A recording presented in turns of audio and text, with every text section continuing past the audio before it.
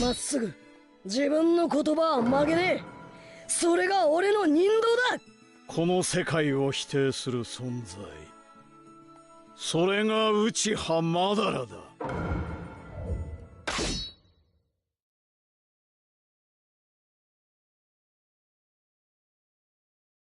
第一戦開始。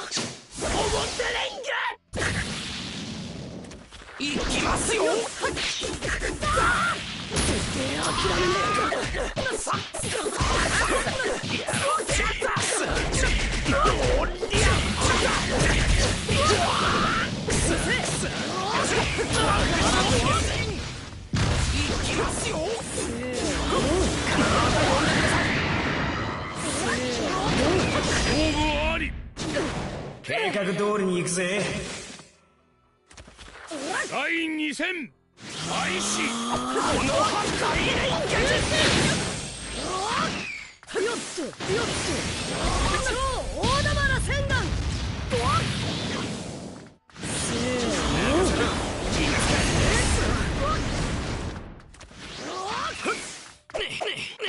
それこれも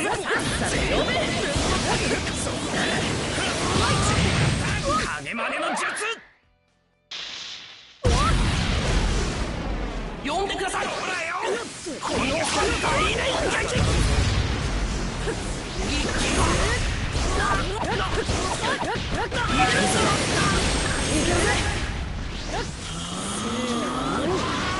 いきますよ。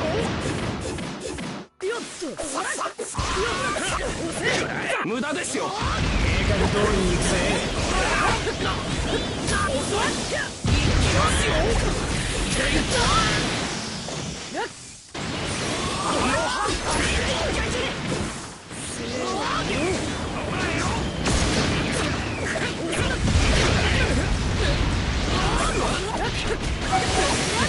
これで積みだぜ。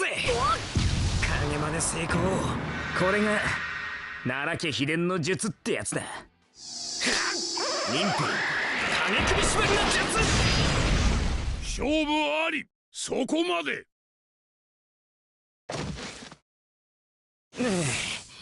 疲れたぜ。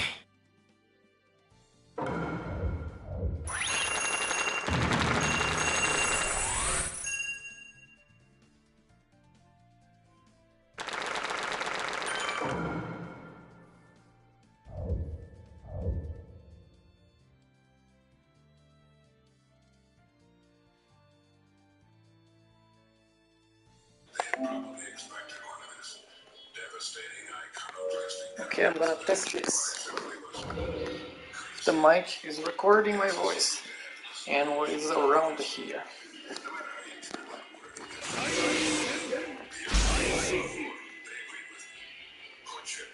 Spela mais. Typical expert white. Me analisando também.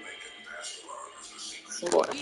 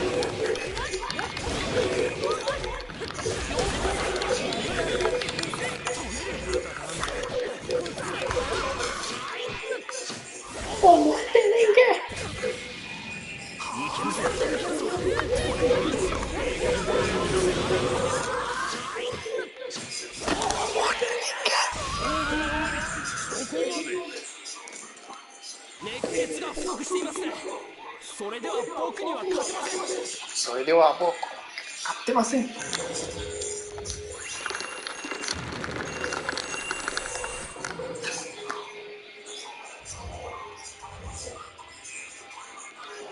Nice start.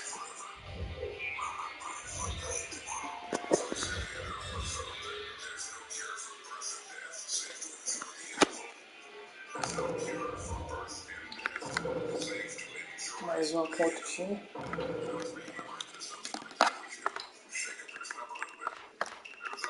Cara do som. Coisa.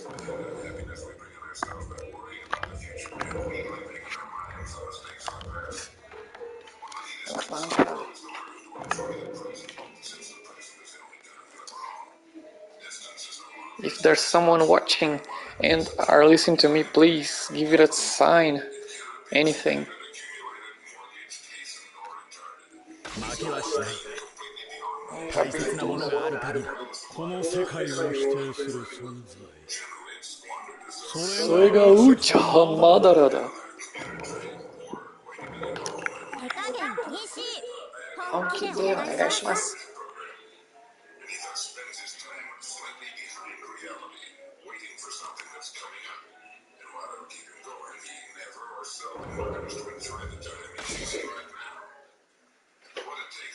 Zoar de Sharingan.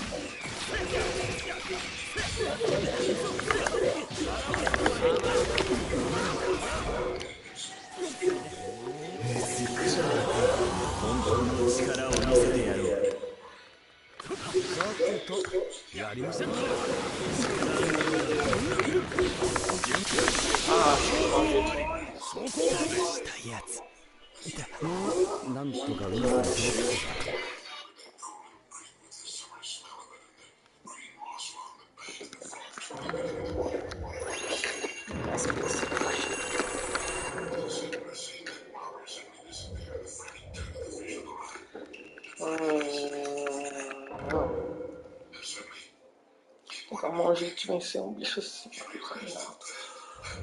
Como?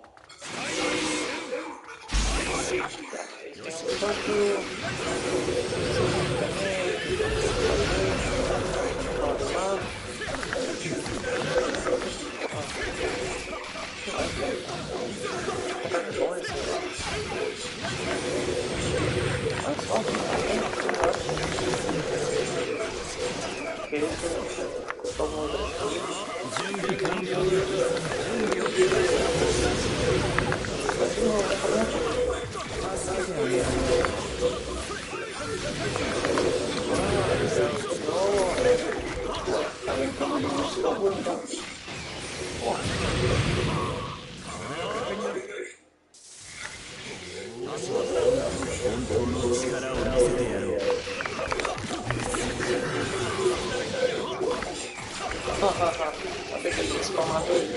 Vai ser um negócio.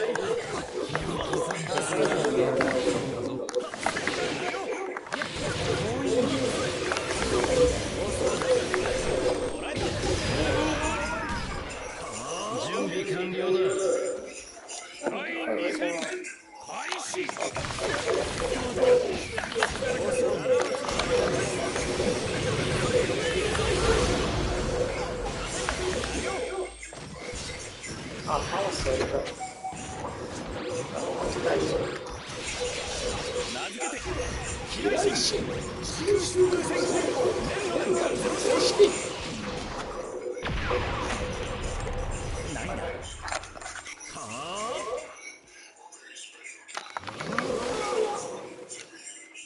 Get out. Don't help him play.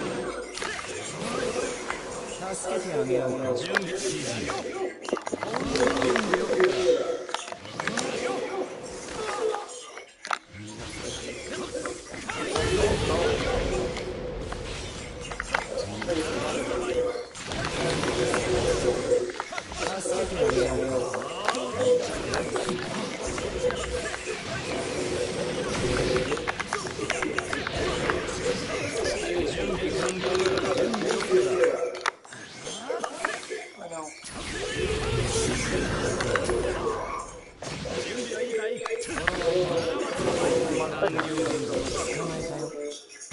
クズだ。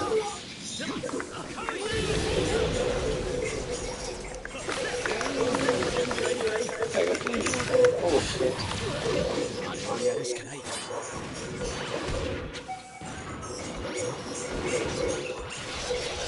名付けて飛来神時空襲風戦記ゼロシティ。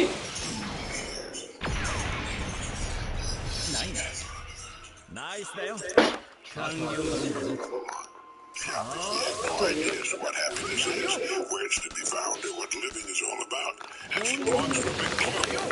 It's only when life is threatened that a conception of its value begins to dawn on the average person. Man plotted to kidnap him. His mind was filled with the thought of the $1 million ransom he was going to get. More important to him, he thought at the time, than anything else on earth.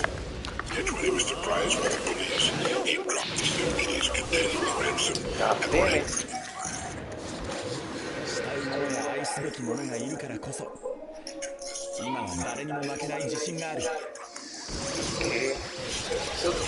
付けて飛来神時空襲風戦記年の連ゼロ勝負あり。そこまで。 Why this I have to listen to music so loud? その程度じゃ何もできない。もっと強くならないと。 Those who have an awareness of life. I read a great poem once by Kafafi titled, I believe it was titled, Journey to Ithaca, something like that, which reminds us that Se quiser, vamos ficar em personagem. the arrival itself. This seems to be the most difficult truth to understand. This is not to say that a man's goal in life is unimportant. On the contrary, it's vital. For without a goal, a distant destination, we would not begin the trip at all. Instead of an odyssey, we'd have a running around in circles, an endless following of the shoreline around and around our tiny island. Every man needs a great and distant goal toward which Ah, velho, a personalização, por quê? he should try to keep in mind that the Faz faithful comigo. land he seeks as shores, much like the one he left behind. It's not so much the resting place, but rather the reason for the trip. Where a person goes is not nearly as important as how he gets there. That a house is built is not important. It's the manner in which it's built that makes it great, poor, or average. That we live is not nearly as important as the manner in which we live. I think it's in misunderstanding this that often keeps people in a state of unhappiness and anxiety. They forget what they're really looking for, or what they really should be looking for. The discovery of themselves. This is the island toward which everyone should journey. It's a difficult journey, he said, like the travels of Ulysses with many dangers and hardships, but it gives meaning to life, and there are many rich rewards to be found along the way. It means asking the questions that are hard to answer. Questions like, where am I going? Why am I going there? What is it that I really want? Why do I want it? Am I making the best possible use of myself as a person? Am I gradually realizing my real potential? Am I discovering my best talents and abilities and using them to their fullest? Am I living fully extended for my one chance at life on Earth? Am I really living? Who am I? These are the questions everyone must ask himself and find the answers to. As Emerson wrote, though we travel the world over to find the beautiful, we must carry it with us, or we find it not. Whatever it is you're looking for must first be found within yourself, whether it be peace, happiness, riches, or great accomplishments. Everything we do outwardly is only an expression of what we are inwardly. To ask for anything else is as absurd as looking for apples on an oak tree. So the person who knows what he wants knows what he must become, and so he fixes his attention on the preparation and development of himself. And as he grows toward the ideal he holds in his mind, he finds interest, zest, and joy on the journey. He looks forward to tomorrow, but he also enjoys today, for it's the tomorrow he looked forward to yesterday. He knows that if he cannot find meaning and value in his present, he will very likely be missing from his future. Today is the future of 5 years ago. These are questions that need answering. Some 4,500 years ago, one of the most inspiring thoughts the world's ever produced was written in Sanskrit, and here's its translation. It goes, look well to this one day, for it and it alone is life. In the brief course of this one day lie all the verities and realities of your existence, the pride of growth, the glory of action, the splendor of beauty. Yesterday is only a dream, and tomorrow is but a vision. Yet each day, well lived, makes every yesterday a dream of happiness, and each tomorrow a vision of hope. Look well, therefore, to this one day, for it and it alone is life. To live an ideal and richly successful life, it applies to everyone in every walk of life, certainly the student, the teacher, the business person, the worker, whatever his task may be, the housewife, the politician, the clergyman. I remember reading somewhere about a businessman. Yes. Absolutely. He lies stretched out in the chair with a hot towel. 自分の言葉を曲げねえ。それが俺の人道だ。この世界を否定する存在、それが内浜だ。 But I think everyone could accomplish much the same thing by sitting quietly and slowly reading that great piece of wisdom from the Sanskrit. For it and it alone is life. It's true. Today, right now, all the life forms for every person on Earth. We can look toward and plan for the future someday. These we know we've got, or something we hope to get. In the brief course of this one day lie all the verities and realities of your existence. The pride of growth, the glory of action, the splendor of beauty. So at the beginning of each new day, examine yourselves in these ways. The truth and reality are in our hands, and themselves in the earth. And we will remind ourselves of who we are as persons, and to rise above the petty of the trivial, and become stronger and more serene. And we remind ourselves to take some action calculated as persons, and recognize the beauty around us.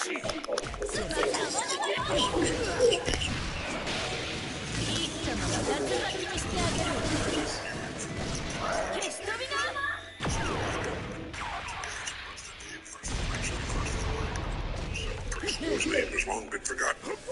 And they'll be just as important to thinking men and women 4,000 years from today. For real truth is as ageless as words, as enduring as the sea. Emerson wrote, "There is a time in every man's education when he arrives at the conviction that envy is ignorance, that imitation is suicide, that he must take himself or other mortals as his foil, that though the wide universe is enormous, no criminal and nourishing cause can come to him again the toil bestowed on that plot of ground which is given him to till. The power which resides in him is new in nature, and none but he knows what that is which he can do, nor does he know until he's tried. Trust thyself. Every heart vibrates to that iron string. There is a bit of advice that a person would do well to reflect upon every morning of his life. No one can even estimate the number of people who live nervous, anxious, unhappy lives because they daily attempt the impossible, which is to be like someone else. There are people who don't realize 急須猫を噛むというが、お前はネズミですらなかったな。 suicide.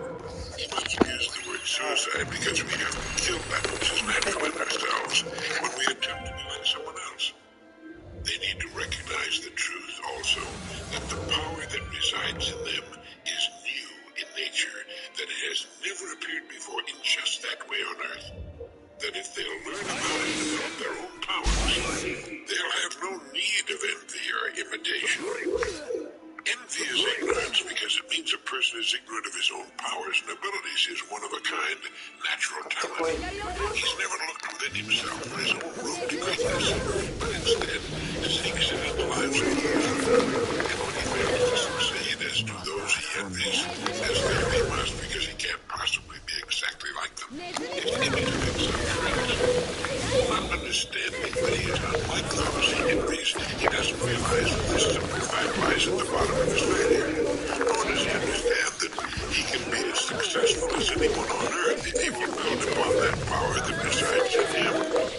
As Emerson put it, the power which resides in him is new in nature, and none but he knows what that is which he can do. Nor does he know until he's tried. This is what a parent is often pleased when he says to a child, "Why aren't you like so-and-so, like your brother or some model child? Look what he's doing." The parent doesn't understand that it's a human impossibility for the child to be like so-and-so and to do what he does in the same way. Instead, a parent would be wise to say, "Don't worry about so-and-so. He's found his strength, and he's building on it. Now you let us know." Just as high. And then those big words, trust thyself. Your heart vibrates to a golden stream. So when a person finds himself when he stops imitating and envying others, there's something he has nature that says to him, "This is the truth. You have found your own Christ." Every person is born to be a star something. To be found is to be free. And they must behave or behave upon that path. Until what makes you happy will depend upon your own personal nature, which is different in many ways from that of any other human being. You try to find happiness by doing what seems to make others happy. That's to fall backwards in the rigidity of a hopeless trap. Otherwise you will drown in his book, How I Found Freedom in an Unfree World. Mine's an Avon paperback. He believes that there are two identity traps. One that believes that you should be someone other than yourself, and two, something that others may do things in the way that you would. Now these are the basic traps of which many others are illusions. In the first trap, you necessarily forfeit your freedom by requiring yourself to live in a stereotyped predetermined way that doesn't consider your own desires and the object.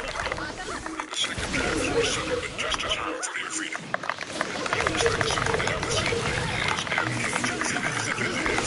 You expect him to act in ways that aren't in keeping with his nature. And as a result, you expect that often people will do things they're not capable of doing. Others can suggest what you should do or what ought to make you happy, but they'll often be wrong. You have to determine for yourself who you are, what makes you happy, what you're capable of doing, and what you want to do. The opposite suggestions, but never forfeit the power to make the final decision yourself. Only then can you act in ways that will bring you happiness. You're in the identity trap when you let others determine what's right or wrong for you. When you live by unquestioned rules that define how you should act and think. You're in the identity trap, says Mr. Brown, when you try to be interested in something because it's expected of you. Or when you try to do the things that others have said you should do. Or when you try to live up to an image that others say is the only legitimate, valid image you're allowed to have. You're in the identity trap if you allow others to define labels and impose them upon you, such as going to PTA meetings because that's what so-called good parents are supposed to do, or going to visit your parents every Sunday because a good child would never do less, or giving up your career because a so-called good wife puts her husband's career first. You're in the identity trap if you feign an interest in ecology to prove your civic interest, or give to the poor to prove you aren't selfish, or study dull subjects to appear to be intellectual. You're in the identity trap if you buy an expensive car to prove you're successful, or a small foreign car because your friends are anti-Detroit, or if you shave every day to prove you're respectable, or let your hair grow long to prove you don't conform. In any of these ways, you allow someone else to determine what you should think and be. You deny your own self when you suppress desires that aren't considered legitimate, or when you try to appear to be having fun because everyone else is, or when you settle for a certain life because you've been told that's all you should expect in the world.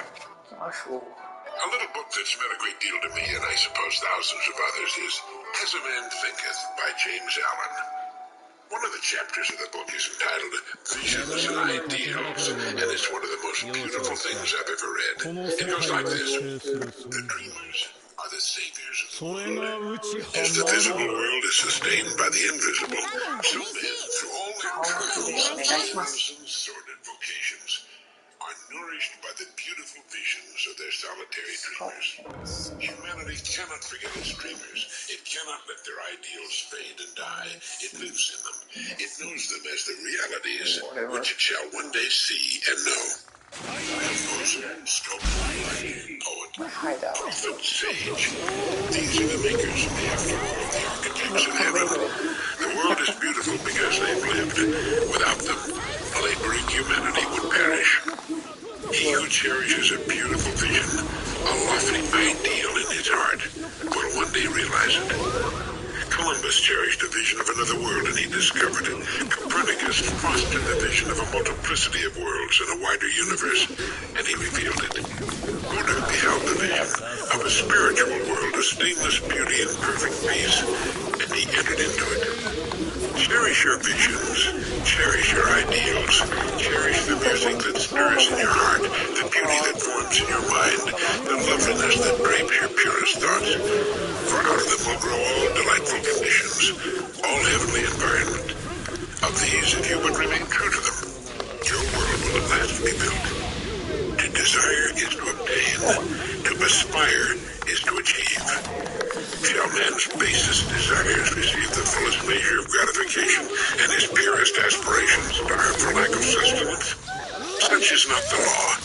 Such a condition of things can never obtain. Ask and receive. Dream lofty dreams, and as you dream, so shall you become. Your vision is the promise of what you shall one day be. Your ideal is the prophecy of what you shall at last unveil. The greatest achievement was at first and for a time a dream. The oak sleeps in the acorn. The bird waits in the egg. And in the highest vision of the soul, a waking angel stirs. Dreams are the seedlings of realities. Your circumstances may be uncongenial, but they shall not long remain so if you but perceive an ideal and strive to reach it. You cannot travel within and stand still without. You will realize the vision, not the idle wish of your heart, be it base or beautiful, or a mixture of both. For you will always gravitate toward that which you secretly most love. Into your hands will be placed the exact results of your own thoughts. You will receive that which you earn, no more, no less. Dream lofty dreams, and as you dream, so shall you become.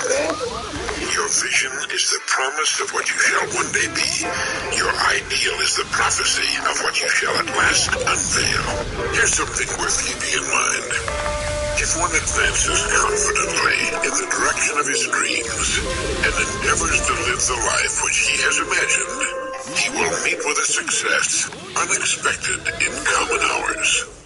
It was written by Henry Thoreau, and it contains a truth most people don't even dream exists. If they did, the entire country might be turned into total chaos. The truth most of us miss in that great quotation is that success, beyond anything we might now imagine, lies in wait for those who can put together enough courage to actually live the life they imagine. You know, most people live in two worlds. There's the real world, the world in which they move and work and live, the world of the nitty-gritty. And there's the world of the imagination, the world they would secretly like to live in. And what keeps them from moving from the world of reality into the world of their imagination is habit and the fear of falling flat on their faces in the attempt. They practically have a grudge over ridiculous news about groups of friends. They're the Walter Mitties of the world. We're all Walter Mitties to some extent. What we fail to realize is what Thoreau discovered. That if one advances 準備完了だ。最終戦開始。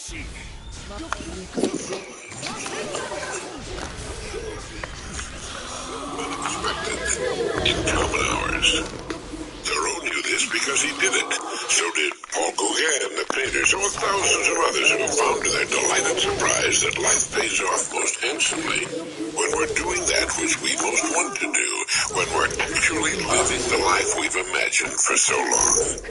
Well, it doesn't mean that we run off after every vagrant whim, but it does mean that we should live the life that we know deep down in our very being we would most like to live. It means that we should be doing that which every indicator of our makeup, every fiber of our being tells us we should be doing, and has been telling us for some time. Gauguin didn't tear off to Tahiti the first time the delightful thought popped into his strange head, nor did Thoreau go to live at Walden Pond the first time the idea struck him to go off by himself and meditate and think and write and try to discover for himself what was important and what wasn't. But when an idea tugs at us day after day, year after year, when we think about it as we lie awake in bed, or the first thing when we wake up every time there's a lull in our days, when it worries our consciousness like a puppy with a slipper, then it's time to do something about it. And even though making the move might seem to jeopardize everything of order in our lives, it's very likely, as Thoreau suggested, that we will meet with a success unexpected in common hours. The most commonly voiced thought after taking such a step is, why didn't I do this years ago?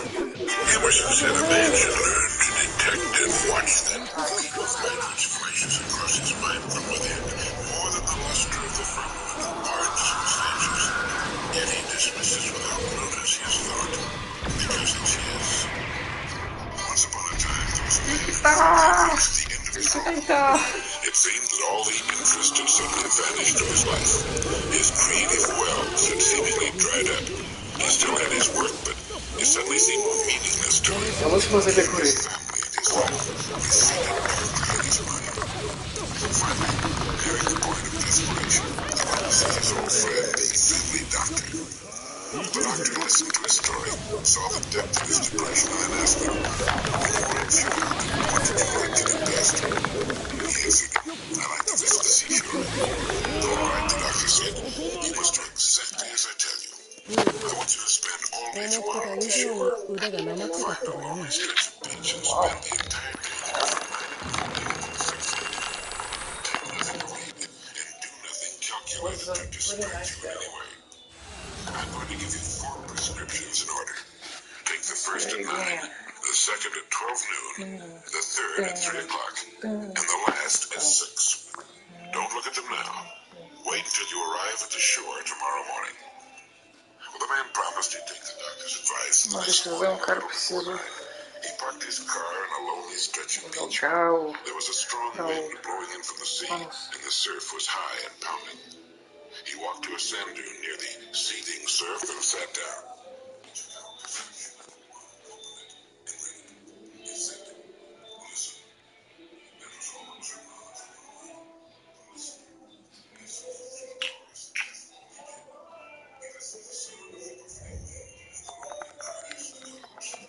Okay, so find another one. Got it too.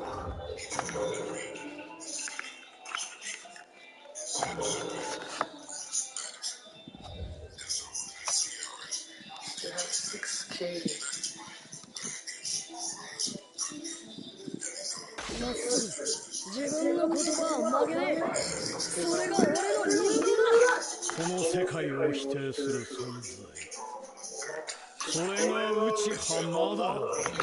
手加減禁止。本気でお願いします。 quickly by. For 3 hours, he re-examined his motives, his reasons for living and moving closer to fulfillment. He clarified and restated his goals. And at 6 o'clock, under a gray, darkening sky with a taste of salt spray on the wind, he read the fourth and final prescription. It read, "Write your worries in the sand." There had been one thing that had been worrying him particularly, so he walked to the hard sand and with a stick wrote this worry in the sand and stood looking at it for a moment. Then as he walked toward his car, he looked back and saw that the incoming tide had already erased his worry. He got in his car and drove homeward. My old friend Norman Vincent Peale told me that story some years back about the man, the seashore, and the 4 prescriptions. Listen, reach back, re-examine your motives, and then write your worries in the sand. Dr. Kenneth Hildebrand, for many years a Midwestern minister and author of the book Achieving Real Happiness, told of a woman who was married to a cruel, shiftless alcoholic. When drunk, he would beat her and the children. Debts accumulated. Often there was no food in the house. When the eldest child was 7, the husband deserted his wife. She had no money, no credit, no business training. She had to undergo surgery, thus adding to her mountain of debt. A few months later, the youngest child became ill and died. When the father received the news by wire, he telegraphed in reply, "Terrible shock. Sorry to hear the news." His heartlessness so angered the woman that she resolved to rear the children without him at whatever cost to herself. The following 9 years, she told anyone available. She never lost her determination or her sense of humor, and she prided herself in not saying or doing anything to turn the children against their father. She managed to keep the home together and to make it a cheery one. At the end of 9 years, she married a man who loved her and the children devotedly. To encourage other women undergoing difficult experiences, she said, "Any woman can get real happiness out of life if she's worthy of happiness." Her words are worth remembering. Her happiness and well-being did not depend upon circumstances. She was superior to them. She rose above them. And no woman would enjoy going through what this woman had to endure, and every life has its problems. But if we permit our circumstances to dictate how we feel and act, we're relinquishing control of our own lives.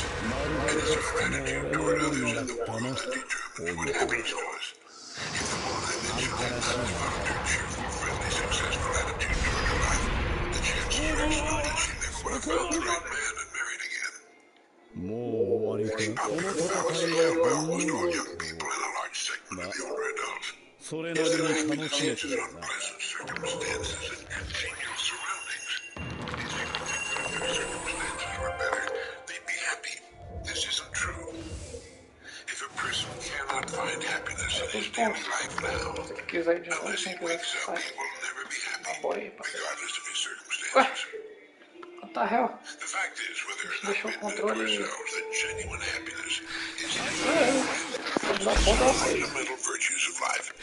These cannot be purchased, even though you could afford to pay a king's ransom, and at the same time exist for anyone.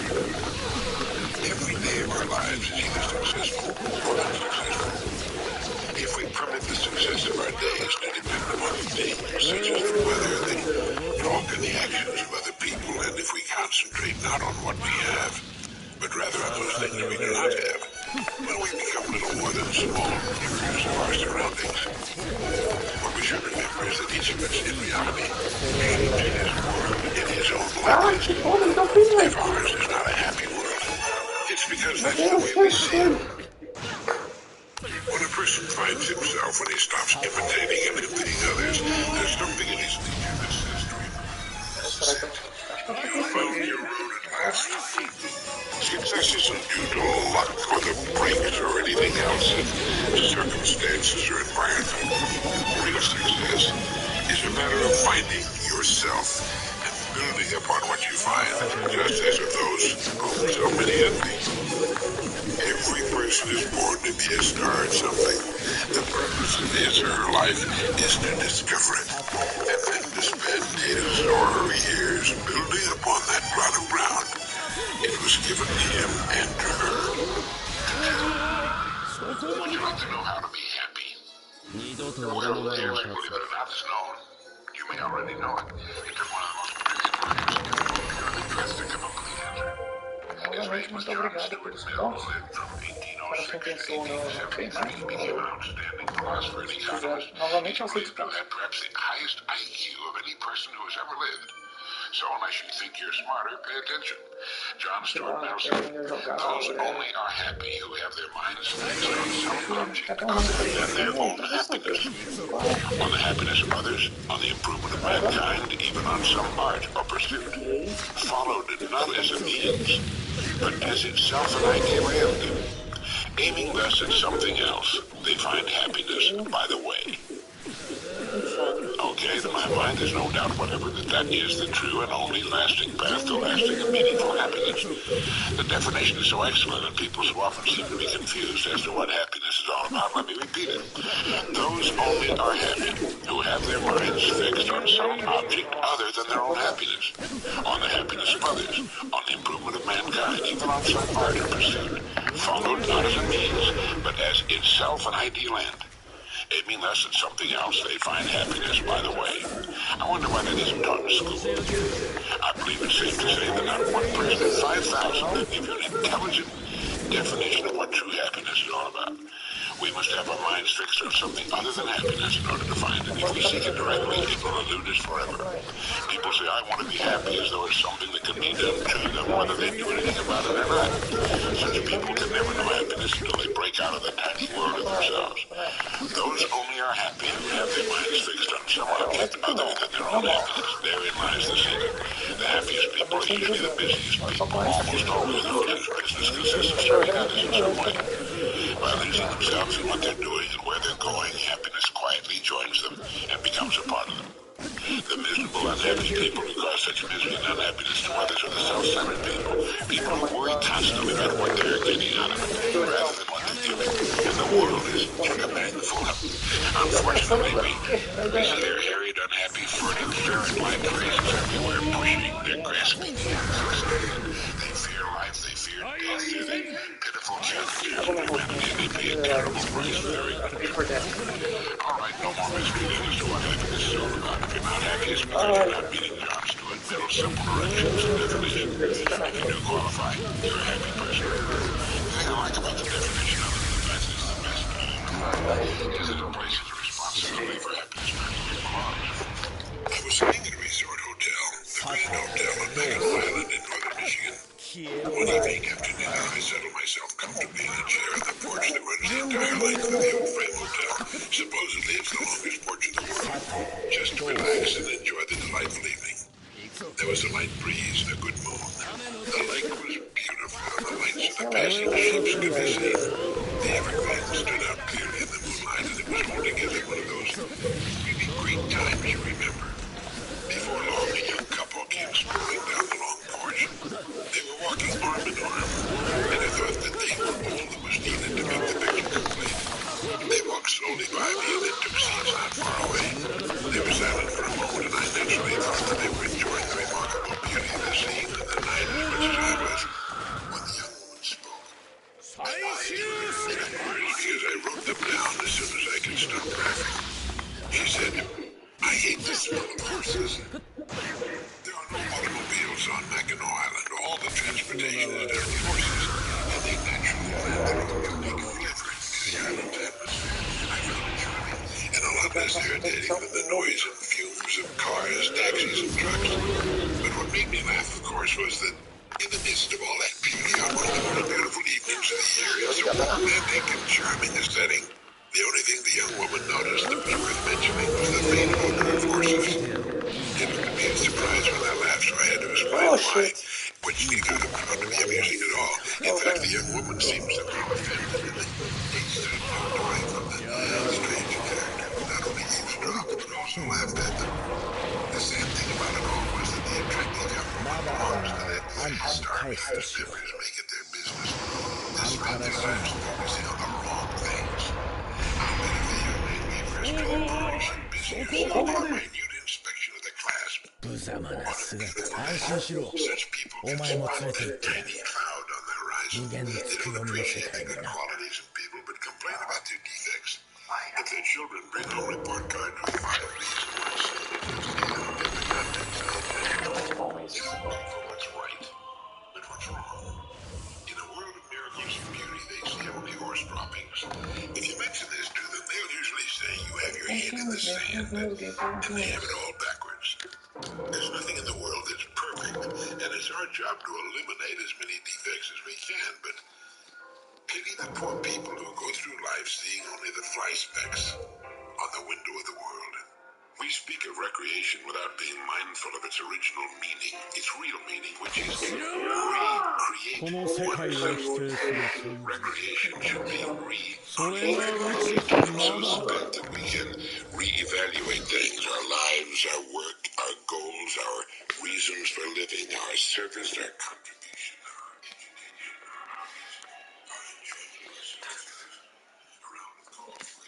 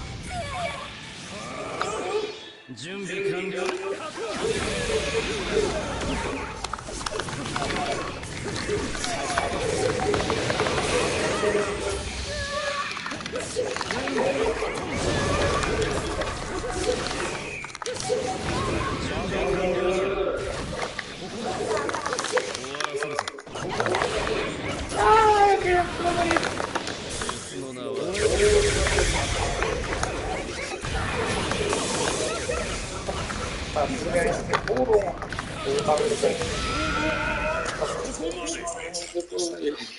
二度と俺の前に立つな。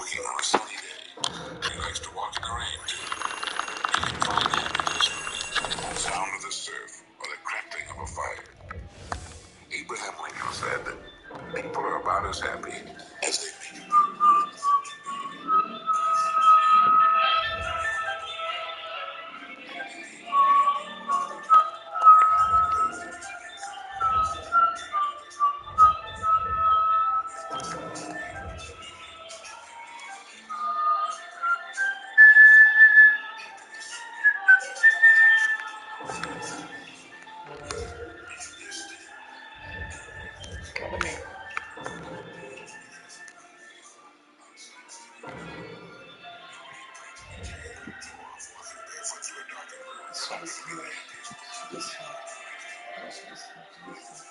まっすぐ自分の言葉を曲げねえ。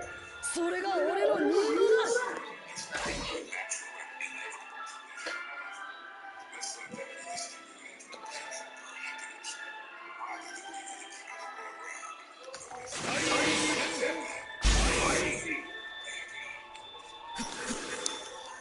両国座。よし、このさん高いな。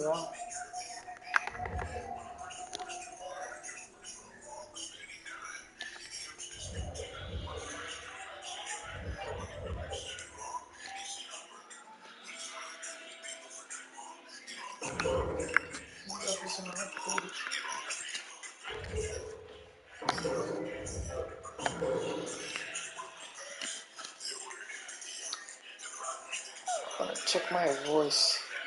Hold on a sec.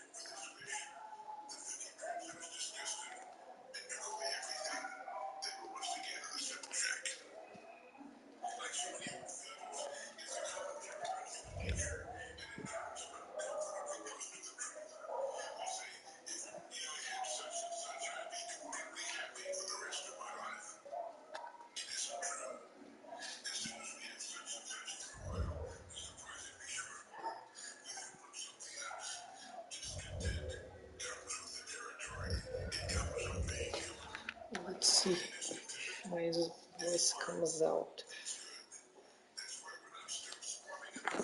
Drafty cave and grunting and scratching. Divine discontent. To understand it is to use it properly. Let me give you some tips on how to be miserable. And don't laugh. There are literally millions of people who wouldn't trade their daily misery for all the gold in the world. You may know some of them. In fact, if you know 10 people, you probably know several of them. This may be an exaggeration, and it may not too. The first step to real professional type solid unremitting misery is to get all wrapped up in yourself and your problems, real or imagined. Become a kind of island surrounded on every side by yourself. By turning all of your thoughts inward upon yourself, you can naturally not spend much or any time thinking of others and other things. Finally, the outside world, the real world, will disappear in a kind of pitch-dark fog. You know the world is there because every once in a while you bump into it. But for the most part, it will be murky and indistinguishable. Oh, Lord. Here that you have to understand an important but unknown fact. The type of person who turns inward upon himself doesn't have much of the wisdom to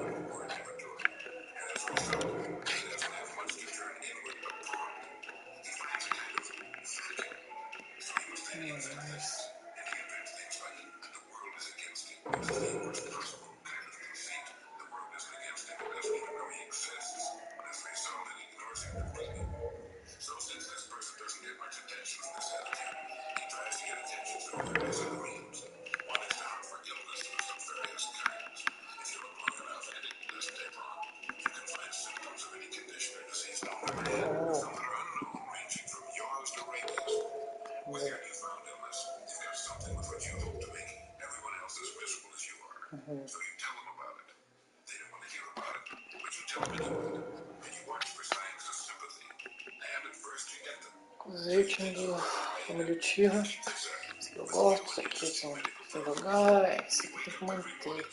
Esse aqui é que eu não sei.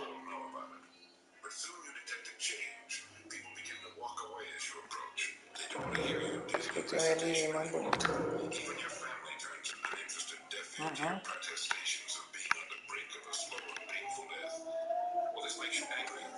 This one.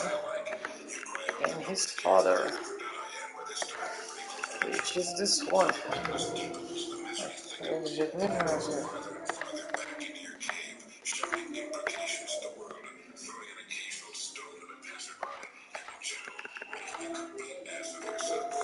Personalização do...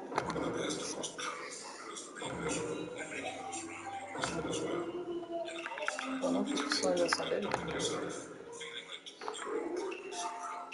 Só normal, que droga. Agora tá assim, oh meu Deus do céu, que coisa.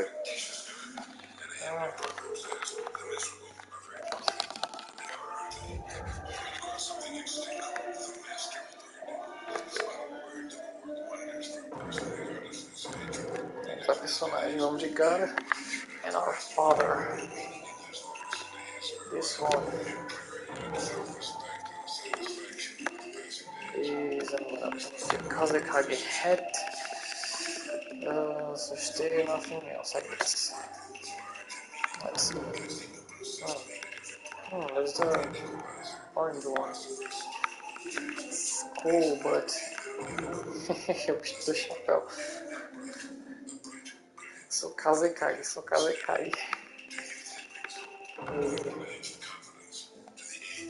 Nice. Cabacinho já que não tem mais. Ele não usa. Acabei de censura. What's this? Bastão adamante. Like.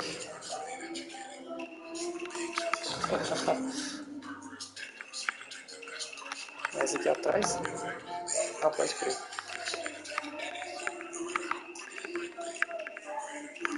Ichibi no... Ah, que droga, eu só tenho um kawarimi disso. Essas caudas... Ah, não tem como, né? Só tem a partir de duas. Olha que é a cauda do Ichibi. Tem que comprar isso. Nossa, olha aí. Olha o tanto de coisa que tem que fazer. Comprar, e depois tem que personalizar e selecionar a equipe. Poder dar pra fazer isso tudo de uma vez. Já que é isso mesmo aqui. Action, o que eu quero? Acessórios, braços, costas, a cauda do Ichibi no Shikaku. Cauda de todo mundo. Eu vou jogar aqui esse Ichibi aqui. Something else. Tem um dia, vai. Tem alguma coisa, não sei o que. Uma cobrinha também. Beleza, é isso. É isso. Let's play with God and his order. Sai da personagem primeiro.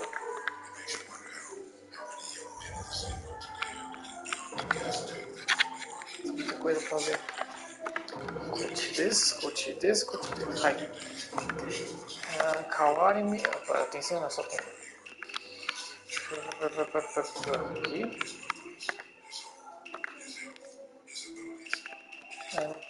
Relacionada, e aqui atrás a cauda. Vamos ver como é que fica. Ah, que legal! Ichibi no Shikaku. Nada aqui. Nossa, uma coisa no lugar. Ficou da hora. Cedo. E. Não tem mais também mais não.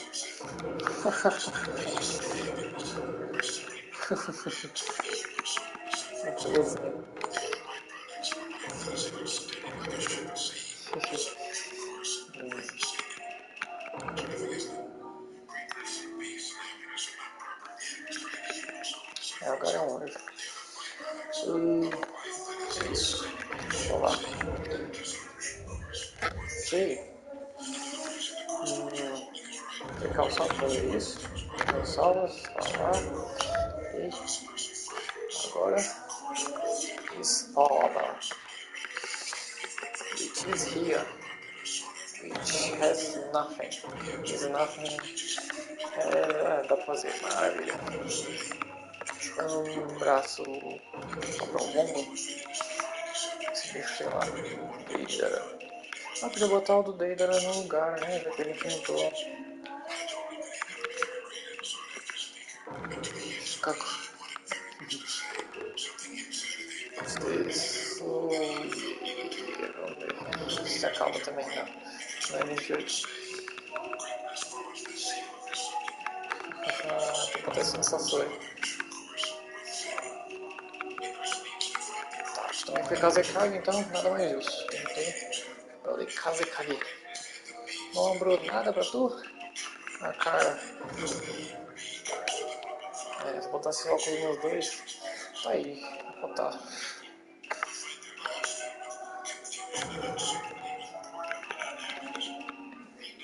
Eita.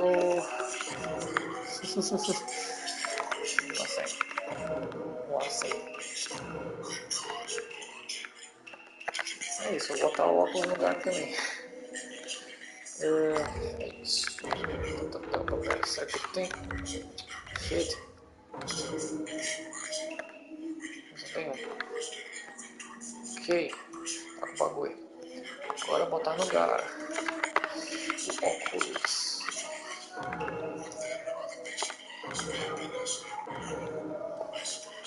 Eu vou ver na cabeça também do pai dele. Sem me amar. Todos os meus personagens vão ter auréola. Sim, isso não é minha. Acceptance. And I fucking forgot again.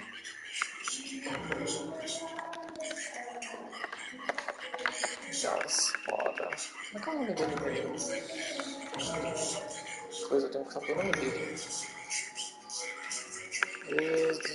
Where is... Cadê a auréola? Deixa eu ver isso. Hi.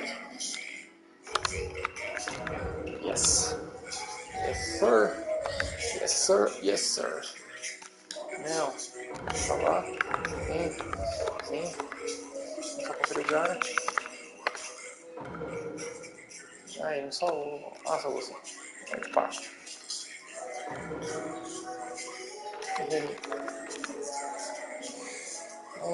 Não sei se salvou. Olha mais. Onde que é esse aqui? Cara, salva cara.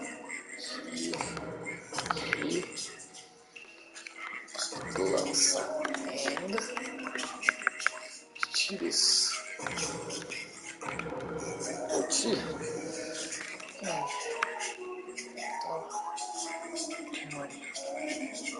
O que eu mais gosto é a Hudson Card. Deve tá aqui, né? Não tá aqui. Cadê o Temar?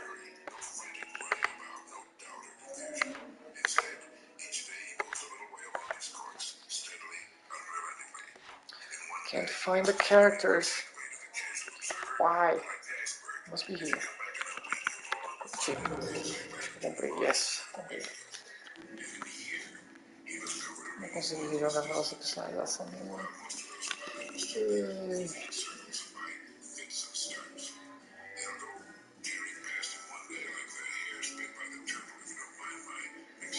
Foi também.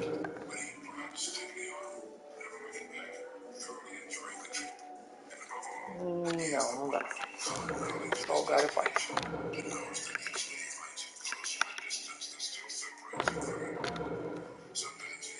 Depois quando eu personalizar ela, eu boto.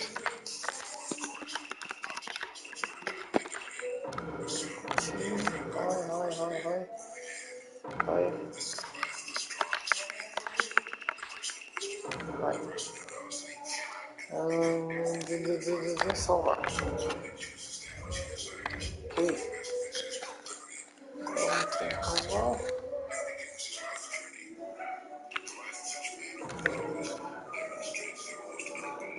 What the hell am I doing?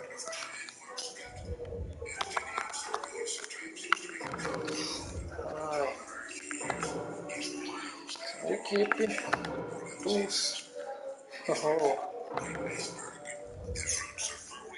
You got it. Mission failed. Try again.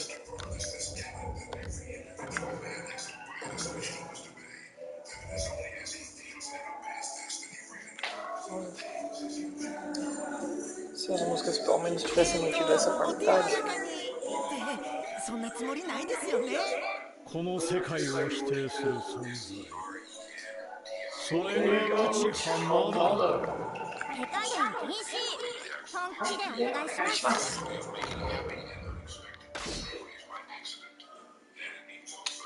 Crackhead Doof.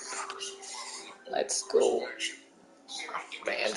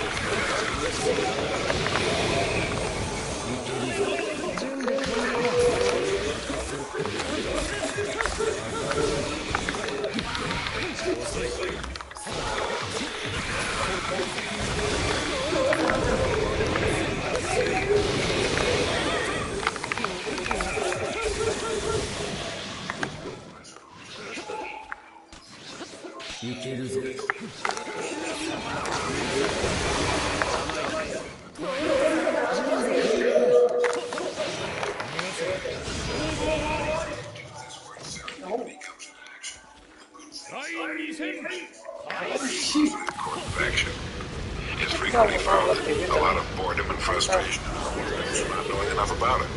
You'd be surprised at the number of people who know only their own job, and that in a limited way, and who have no idea what's going on in the rest of their business. Frequently, a person in any given line of work can find interest, challenge, and just the job he's looking for right in his own business or industry, if he's just taken the time to find out more about it. One of the greatest explorers ever lived, Captain James Cook, began as an ordinary seaman. In 4 years, he had learned enough to become a master of his own ship, and later made the discoveries that, of course, made him famous. A happy, successful, serendipitous life, beginning as a common seaman. Another common seaman, named Joseph Conrad, studied and worked his way to become a ship's captain, and later wrote the wonderful stories of the sea that made him loved and famous. Damn! There isn't a single line of work where this hasn't happened. I just... 雷鳴とともに死ね。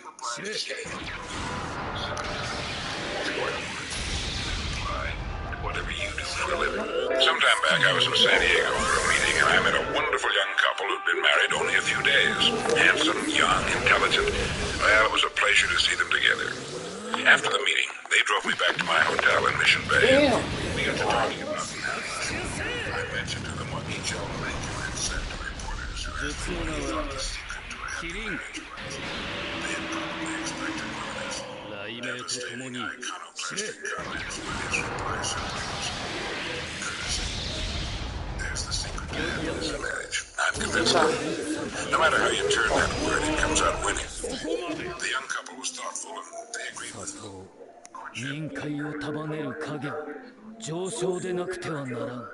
Ahead, a lifetime together will depend upon that word Macon passed along as the secret of This guy, courtesy. If a man and woman will be courteous to each other, they will never take each other for granted. Their marriage will never become dull and common and stale. Courtesy is the thing that keeps a love fresh and alive. It's a strange thing, but if there's one person on the face of the earth you should show courtesy to, it should be the person to whom you're married. That person before anyone else. And yet, as you know as well as I do, that in all too many homes, that's the last person to be treated with courtesy, thoughtfulness, and respect. It takes thought and work to be courteous every day to the person you're married to, and that's exactly what makes a marriage work. Thoughtfulness and working at it. People often think there's some kind of mystery to a really great and successful marriage. There's no mystery at all. Everything operates on the same law, cause and effect. The yard around your house will reflect exactly the care you're giving it. It can return to you in beauty and abundance, no more than you put into it. It's impossible. It's the same with a job, a business, a human life, a marriage, everything. No secret, no mystery. You can tell exactly, precisely what people are putting into a marriage by observing what the marriage is returning to them. And the most important ingredient is courtesy. How do you feel toward anyone who treats you with courtesy and respect? You like that person, and you like to be around it. And when this same common sense is applied to the one person on earth you exactly will spend your life with, it takes on a whole new meaning and builds a foundation of solid rock under the love you have for each other. The children grow up taking courtesy as a matter of course. They see the fine and gentle way their parents treat each other. They'll know how to treat their partner someday. Courtesy, one more thing in its language, can make of a marriage a better warmth and beauty if it's there, rather than hell if it isn't. Back in the days of during the years of the Caesars, there was a person whose only job was to wave over the head of the Caesar and from time to time intone the words, "Thou art mortal." And the purpose of this was to remind the man in whom such great powers resided that he too was, after all, only a man, and as such, mortal. When we're young, we tend to think of life as never-ending. Time for us stretches out limitless into the future. But as we get older, even in our 40s, which should be a time of fear,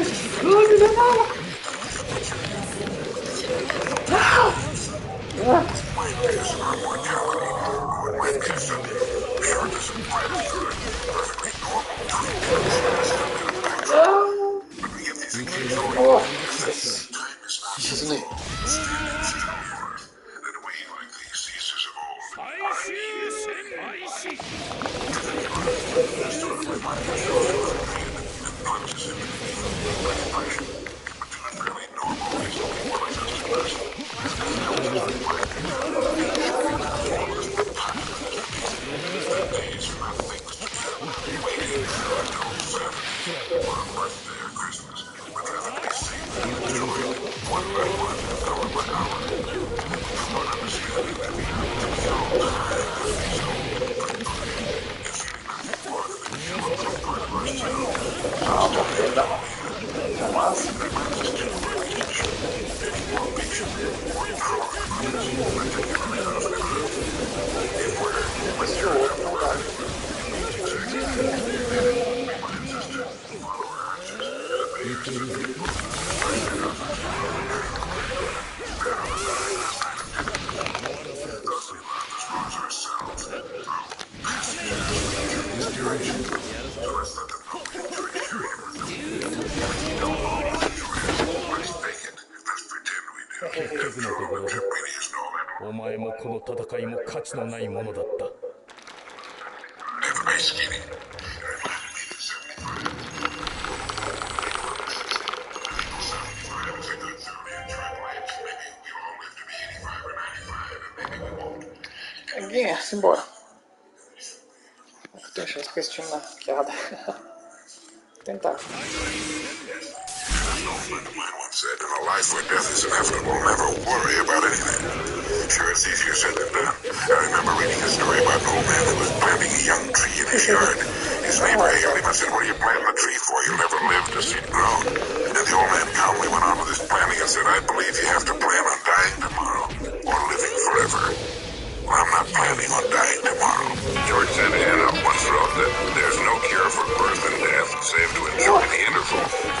There's no cure for birth and death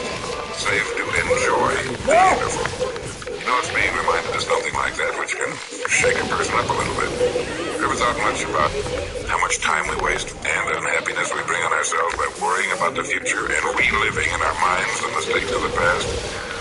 One of the neatest tricks in the world is to learn to enjoy the present, since the present is the only time we'll ever own. Distance is no longer a serious obstacle due to modern civilization. Time remains unconquerable. It cannot be expanded, accumulated, mortgaged, hastened, or retarded. It's the one thing completely beyond man's control. And while the supply of time is certainly limited for anyone, generally it's squandered as though there's no end to it. The man on the commuter train, bored, waiting to get home, then waiting for dinner, then waiting to go to bed, or for a particular television program. And he thus spends his time slightly behind reality, waiting for something that's coming up. And while it'll keep him going, he never or seldom learns to enjoy the time he's using right now.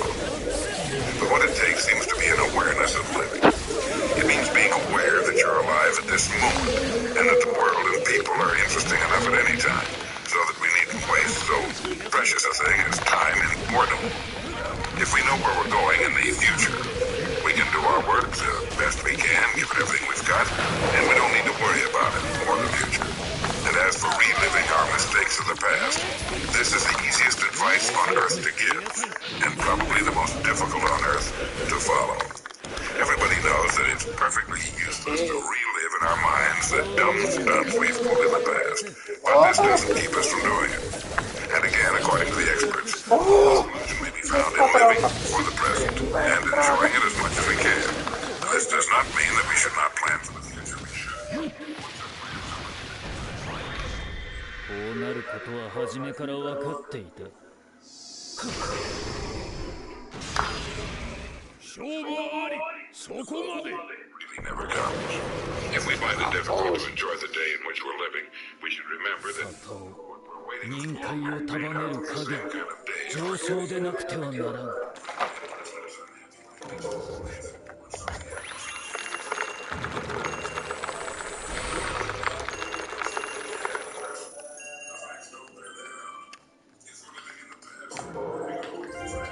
Bastante devagar. Bora.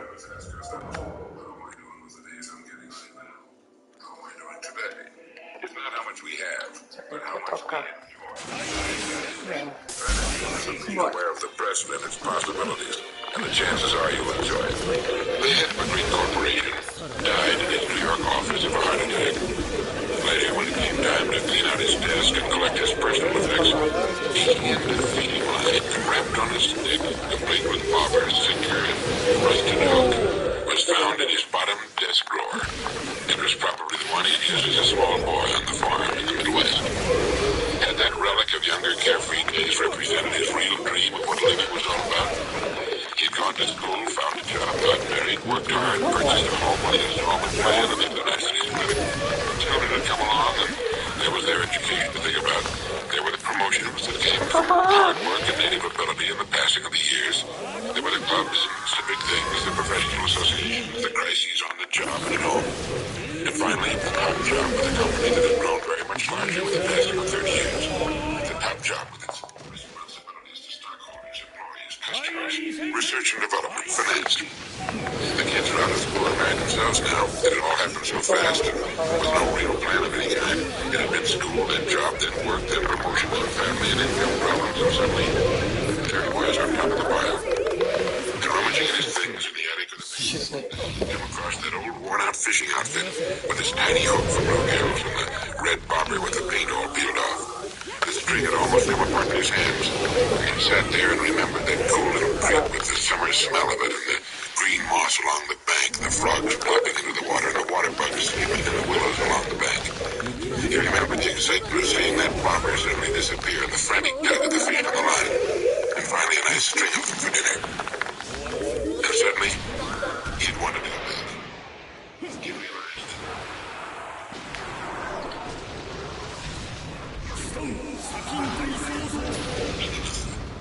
He hadn't had the time to just go sit on a bank and fish for a while.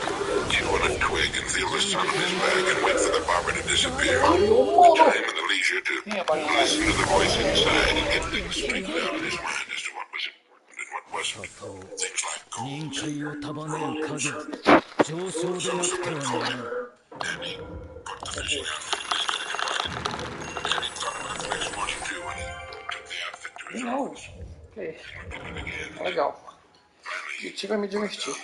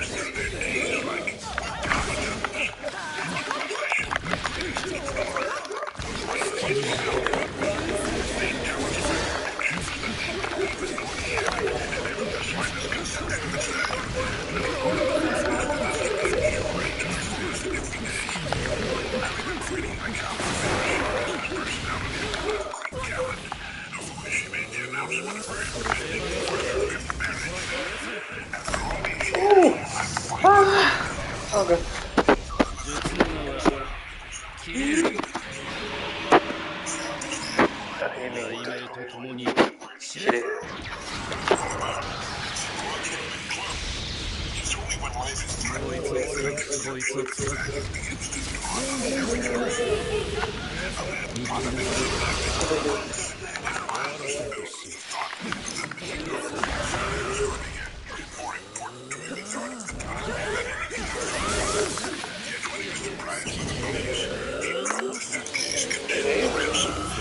For dear life.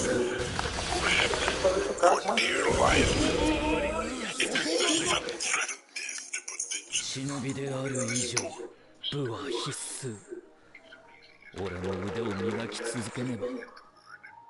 most people place the greatest value on the key. Goes unnoticed. The most fortunate people in the world are those who have the wisdom to place value where it belongs. Those who have an awareness of life. I read a great poem once by Kafafi titled, I believe it was titled, Journey to Ithaca, something like that, which reminded us that it's the voyage and the adventures on the way that count, not the arrival itself. This seems to be the most difficult truth to understand. This is not to say that a man's goal in life is unimportant. On the contrary, it's vital. For without a goal, a distant destination, we would not begin a trip at all. Instead of an odyssey, as it were, running around in circles, an endless following of the shoreline around and around our tiny island. Every man needs a great and distant goal toward which to strive. And in traveling toward it, he should try to keep in mind that the fabled land he seeks at his shore is much like the one he left behind. That his purpose is not so much a resting place, but rather the reason for the trip. Where a person goes is not nearly as important as how he gets there. That a house is built is not important. It's the manner in which it's built. Or average. That we live is not nearly as important as the manner in which we live. I think it's a misunderstanding is that often keeps people in a state of unhappiness and anxiety. They forget what they're really looking for, or what they really should be looking for, the discovery of themselves. This is the island toward which everyone should journey. It's a difficult journey. It's like the travels of Ulysses with many dangers and hardships, but it gives meaning to life, and there are many rich rewards to be found along the way. It means asking the questions. Where am I going? Why am I going there? What is it that I really want? And why do I want it? Am I making the best possible use of myself as a person? Am I gradually realizing my real potential? Am I discovering my best talents and abilities and using them to their fullest? Am I living fully extended in my one chance at life on Earth? Am I really living? Who am I? These are the questions everyone must ask himself and find the answers to. As Emerson wrote, though we travel the world over to find the beautiful, we must carry it with us, or we find it not. Whatever it is you're looking for must first be found within yourself, whether it be peace, happiness, riches, or great accomplishments. Everything we do outwardly is only an expression of what we are inwardly. To ask for anything else is as absurd as looking for apples on an oak tree.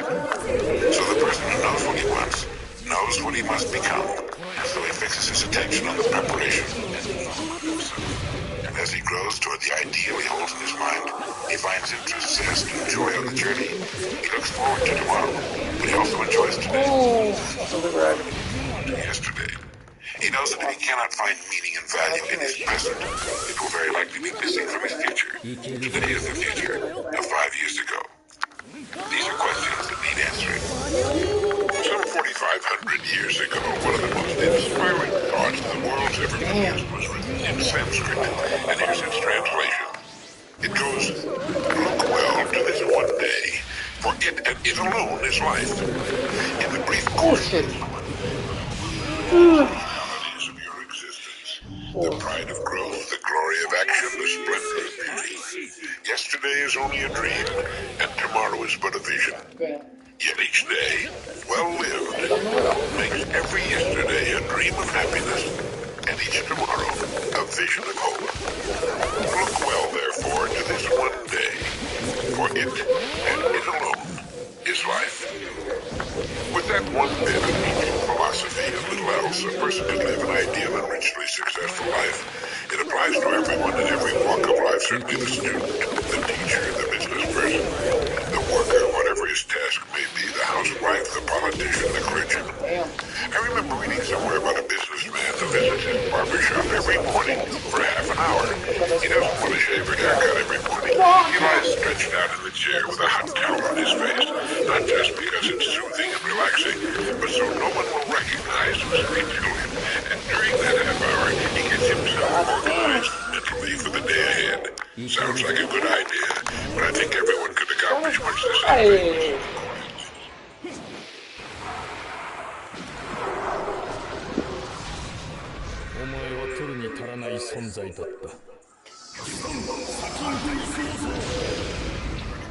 Sem querer dizer o que ele falou, né?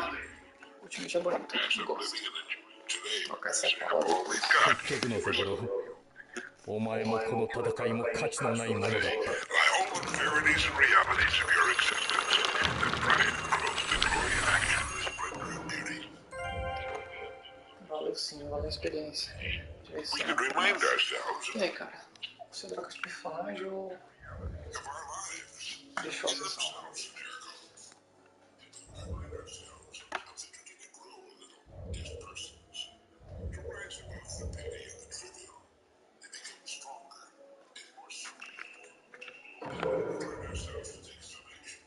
Well, bom então, né? Então, o que eu boto na areia? Não tá levando mais? Aqui é outro na areia. Interessante. Ah, esse aqui é melhor.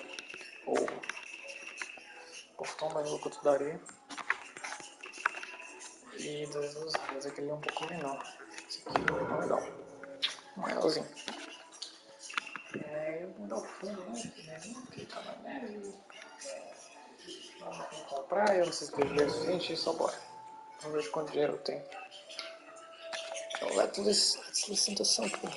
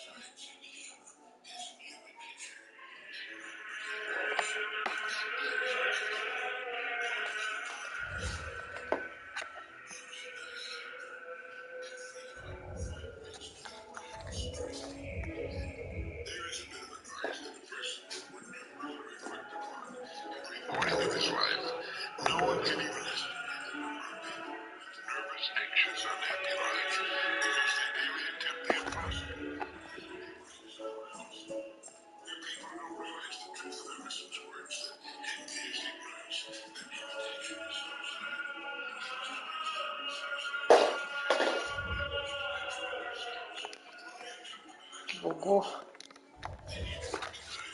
Vou voltar. Oi. Vamos ao deserto. Nós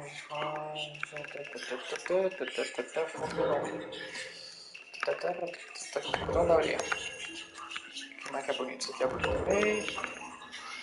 Aqui é a Rose, mais 16 que é isso? Vamos pensar bem. Aqui é legal. Isso aqui é massa. Aqui também, né? Vamos ver. Vou botar os dois. Aqui também é um pouquinho bonito, mas. Isso.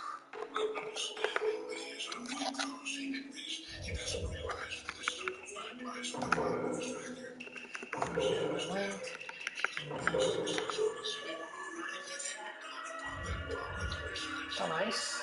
Agora vamos ver o outro. Os raios.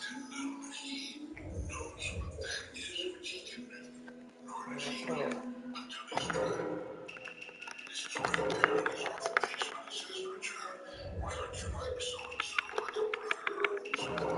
Bora, ranked.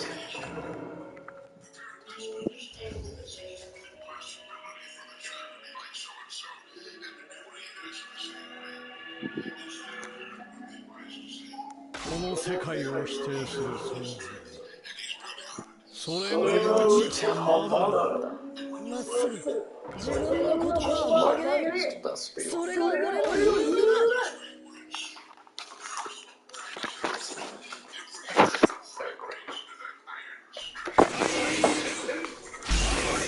Que machucou. São agora.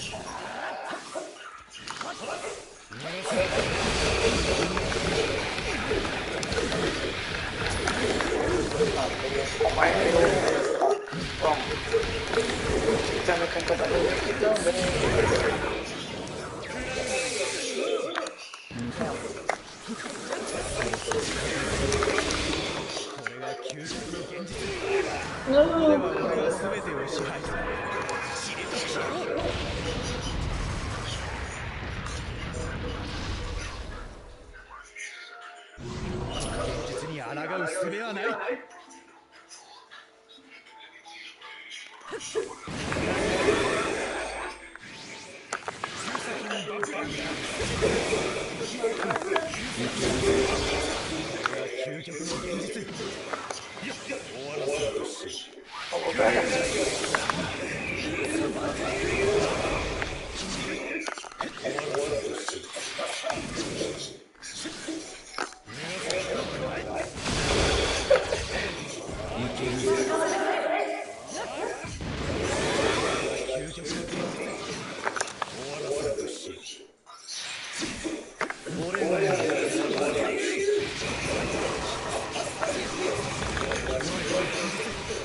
Damn. ここでは俺が全てを支配だ。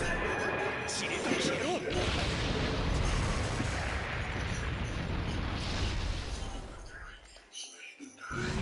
現実に抗う術はない。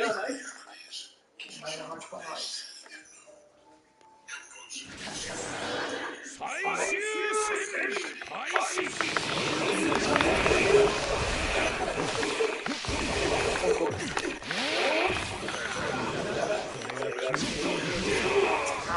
こでは俺が全てを支配だ。しれと消えろ。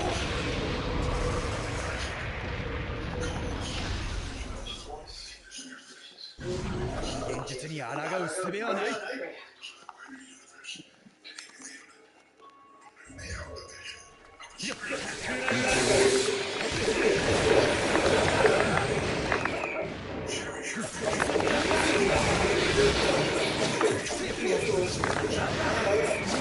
ああ。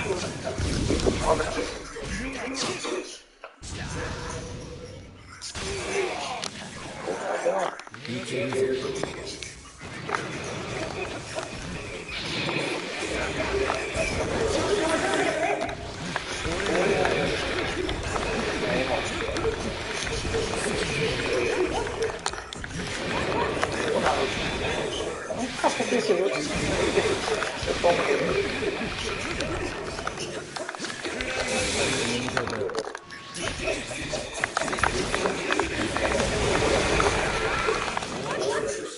Por favor, pega! Sai daqui, Naruto. Puta merda, velho.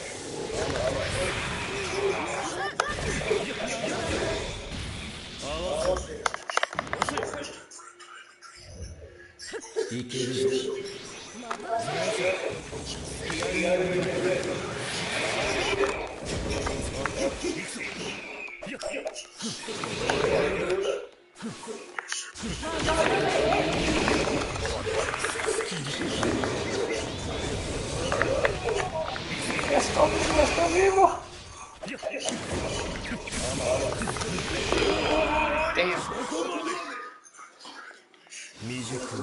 Tô rindo uma traça. 中途半端な力を振りかざす。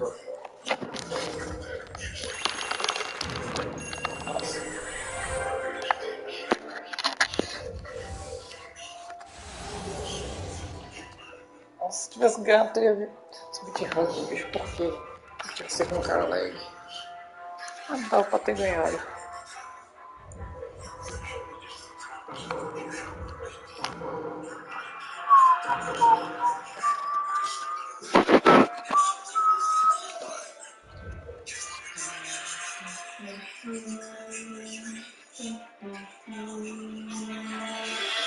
Nossa,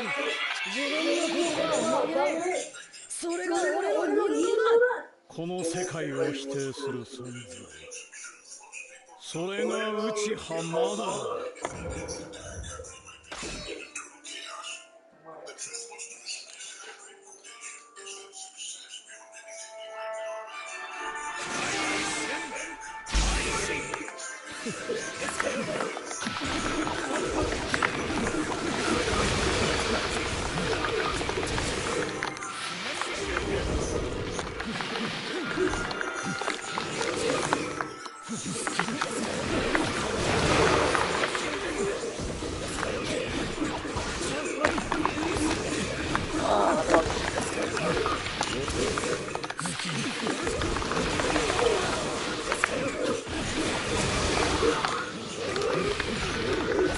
Como assim? Tinha que ficar um lado só. Olha.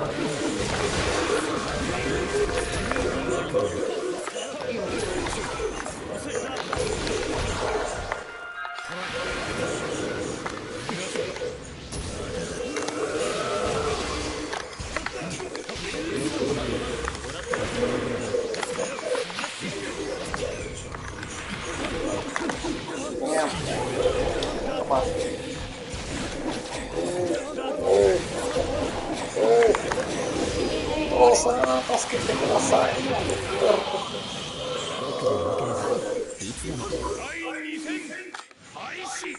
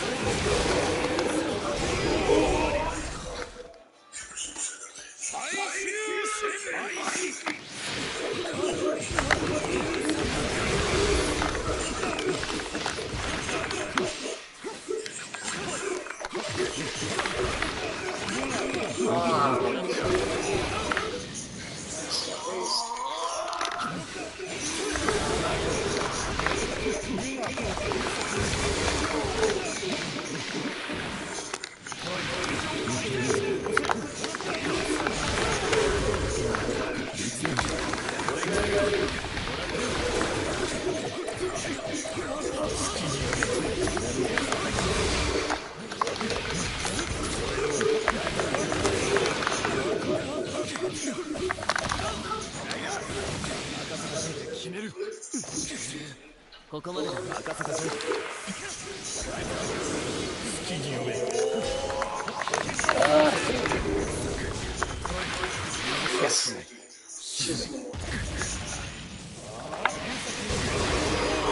Yes. 思った以上のやり手だった。だが俺には届かん。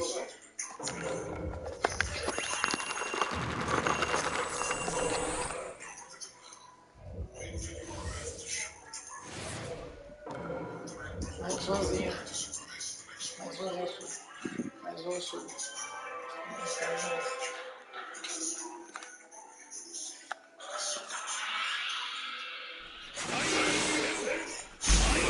Bora.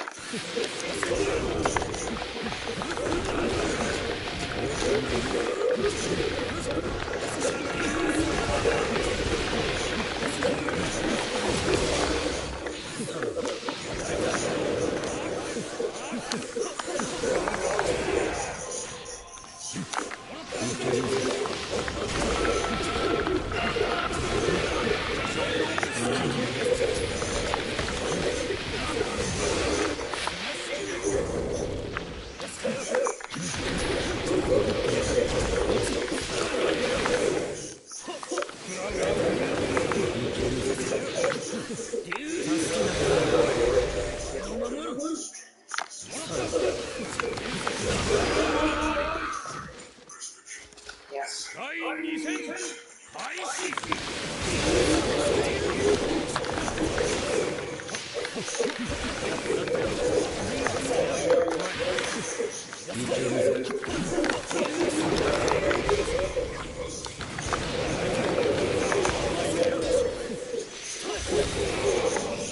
Esse com esse golpe toma.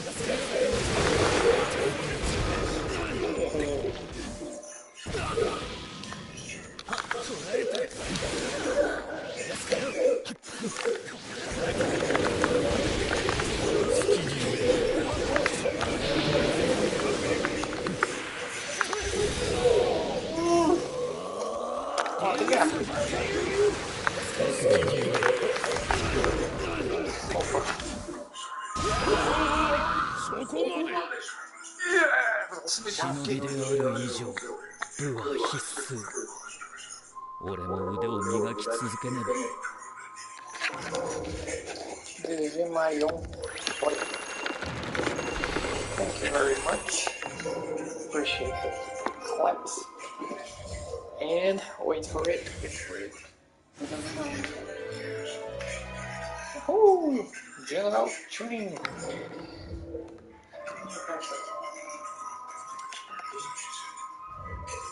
Multiplied.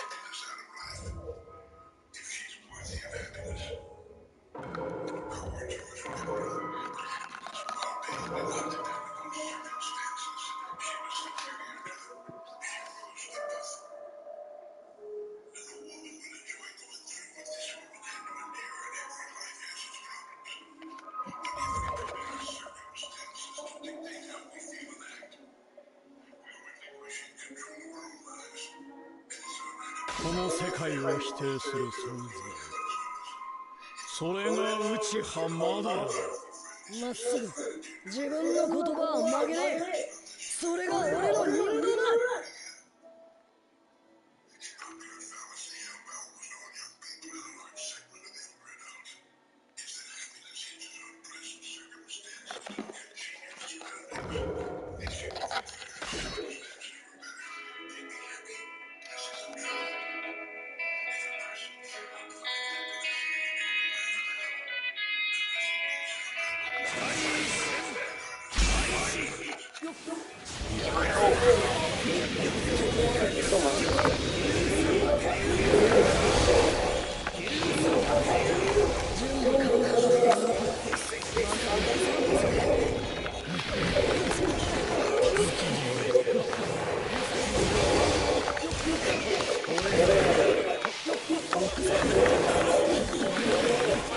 Ajá.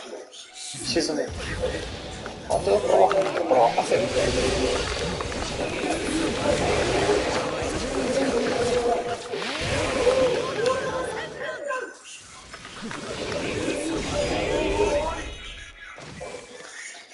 Hehehehe.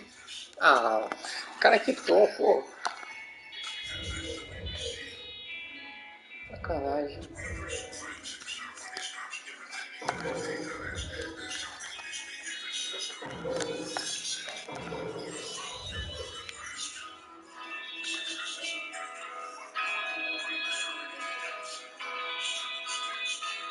俺の気まぐれでお前は命を落とすのだ。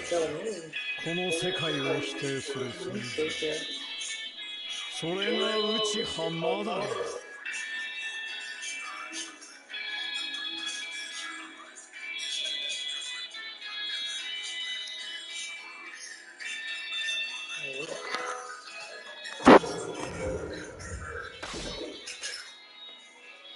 You stink, homie.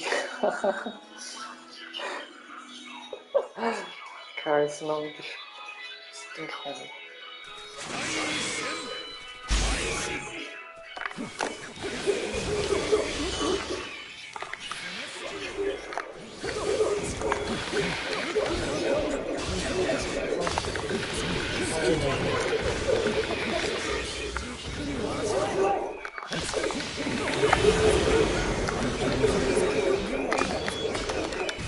Oh, boa. Ah, não.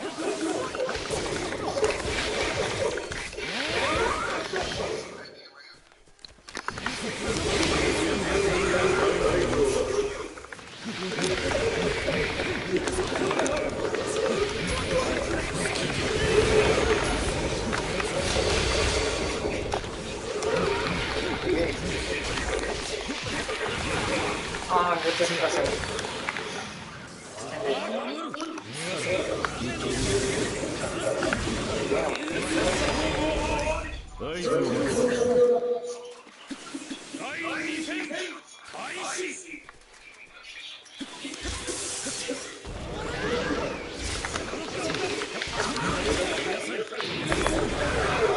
Ah.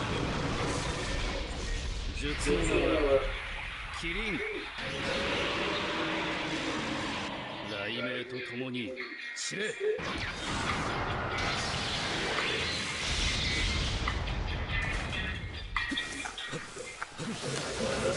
Ei!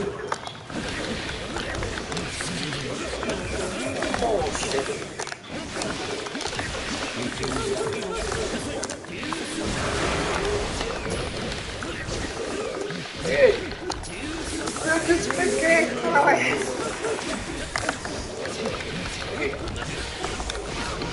Sai, pai! No! I grab it! 逃がさん。逃がさん。砂金の中で倒れるなどそうそうできるものではない。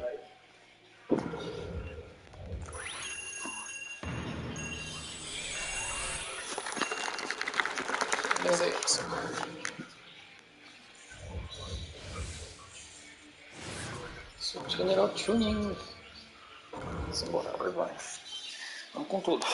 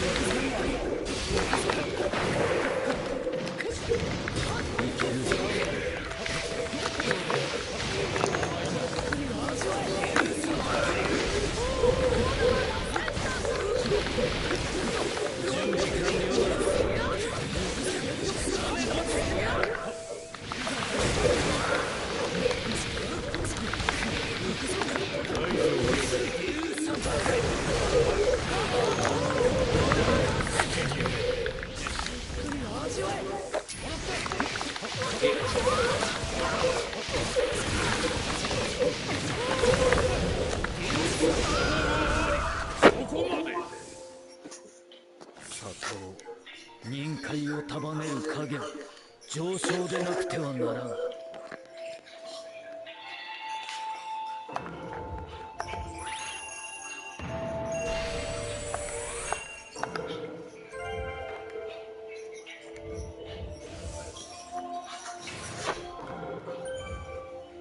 Mas vamos embora.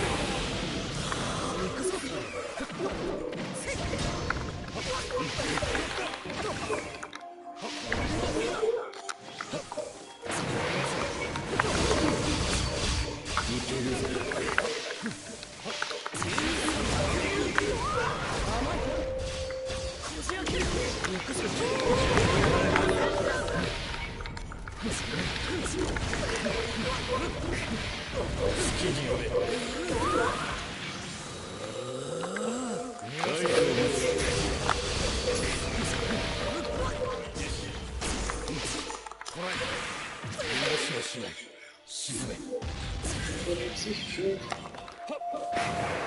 いけるぞ。第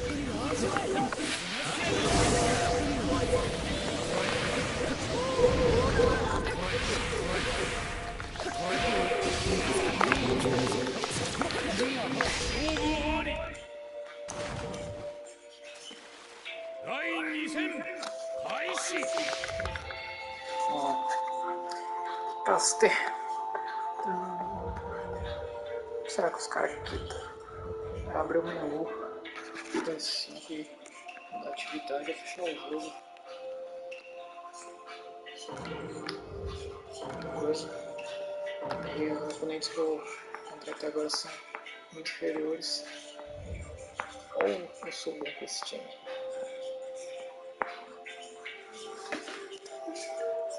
まっすぐ自分の言葉を曲げねえ。それが俺の人間だ。この世界を否定す Vamos る ver BP também. それが内浜だ。手加減禁止。本気でお願いします。 Então vamos ganhar ponto, vamos subir de ranking. O universo me dá essa oportunidade. Estou preparado.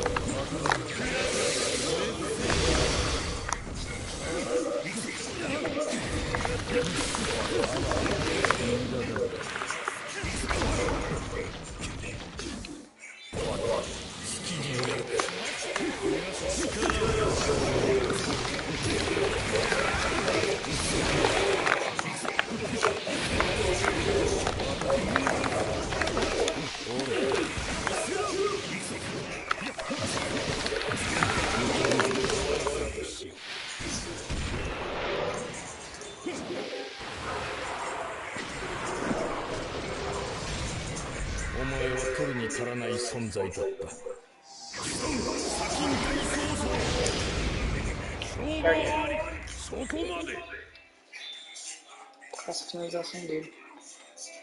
これが砂隠れを治める4代目風影の力だ。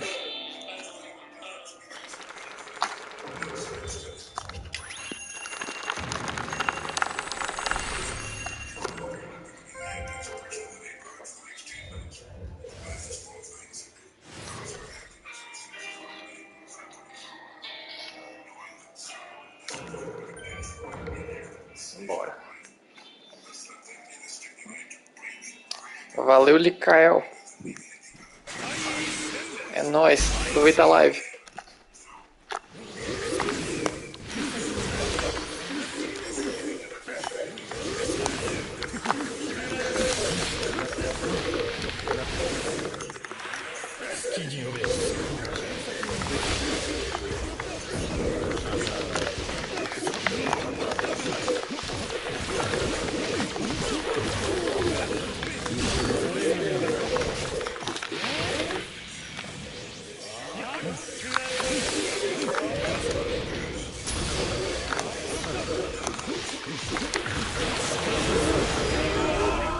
Ah, poxa, quase perfeito. Pô, espero que tenha alguém mais assistindo aí.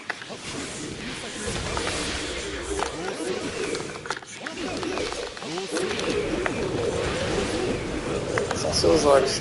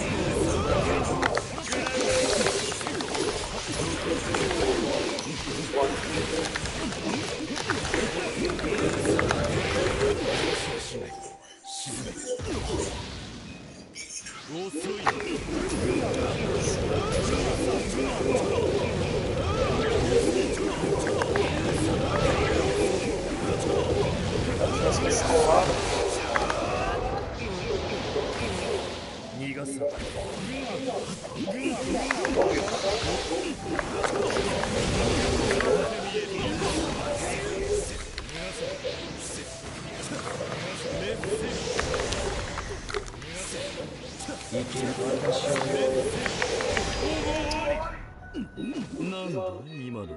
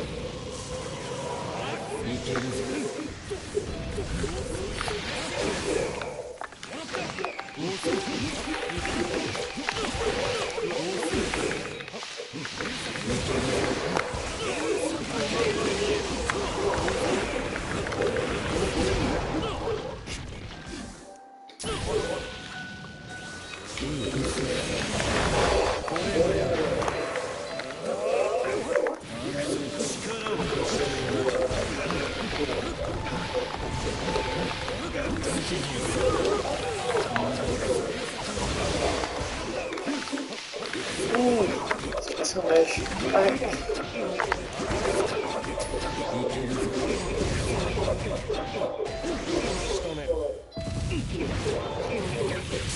Caviou.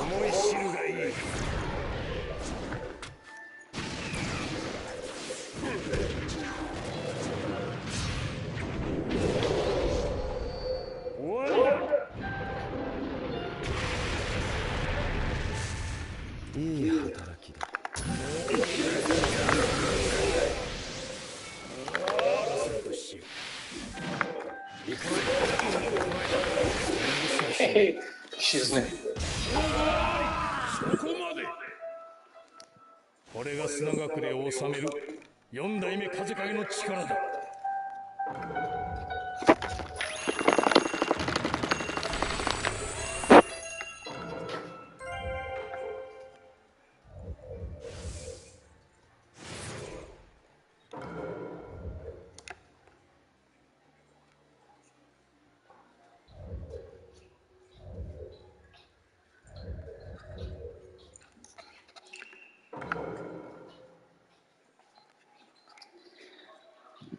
Já tô passando meu Natal.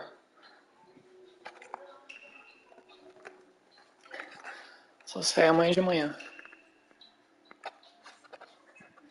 Virar a noite na live.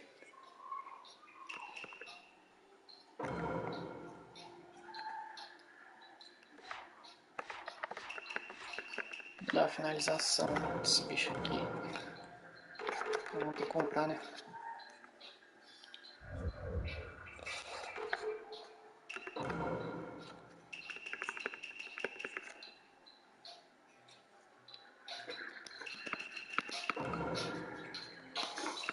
Agora encontra ele.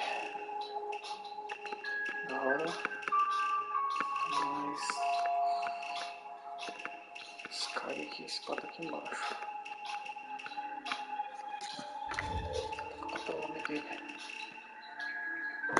escritas aí. Já tem. Putz.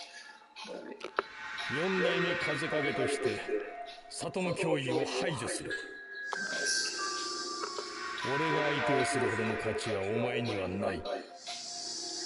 Quero esse aqui, vamos ver esse. 価値のないやつめ、せめて砂金と共に沈むがいい。 Ah, tenho que fazer mais 2k. Desgrama. Agora.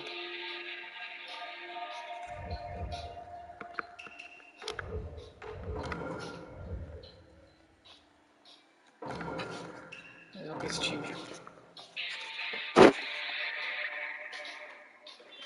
6 no streak, hehehe.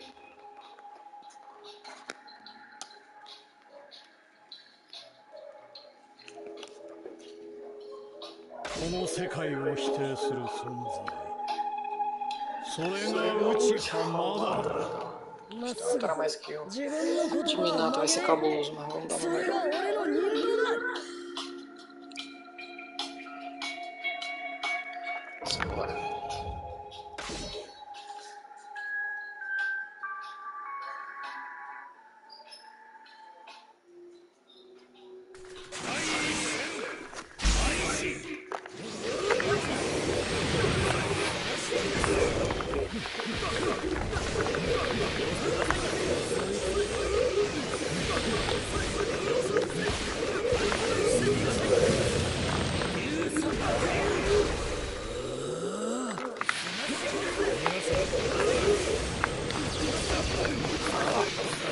Bonito, hein?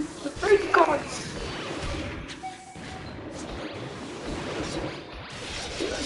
名付けて飛来神地空襲風閃光連続ゼロ式ないな。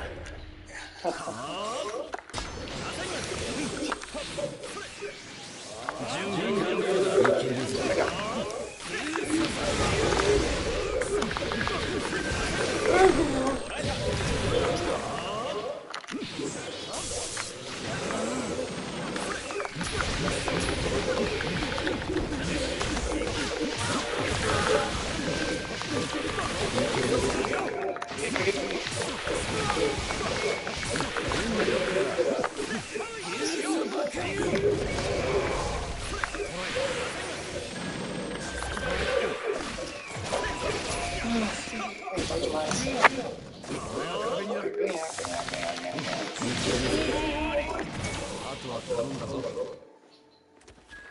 第2戦開始。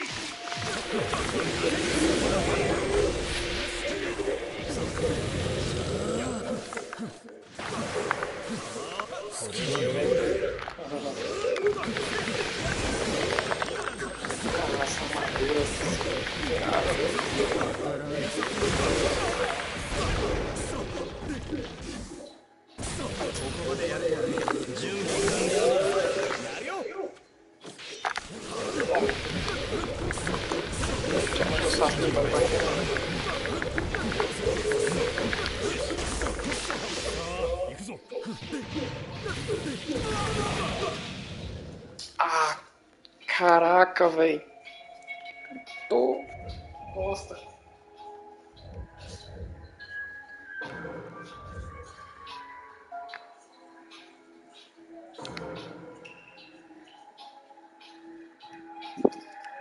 Se alguém assistindo isso, haja diferente desse cara.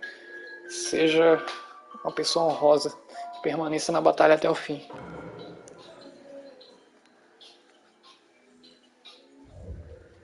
Mal concentrado. Finalizar com Space. 俺に見切れぬものはない。この世界を否定する存在、 Bora. それが内浜だ。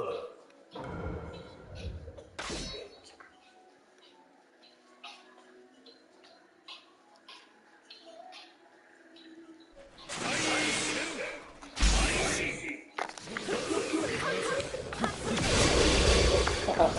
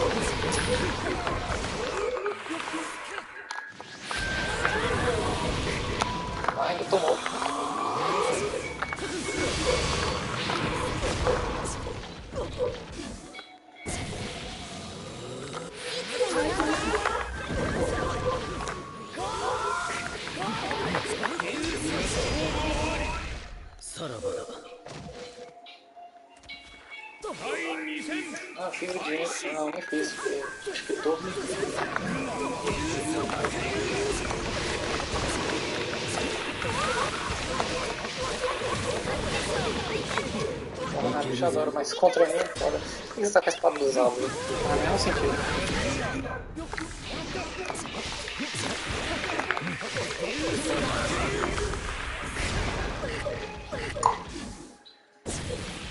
Smart territory.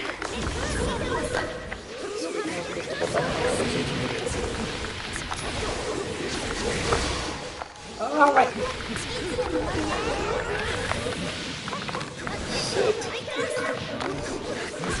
Aí, não é nada, pô, velho. Agora não.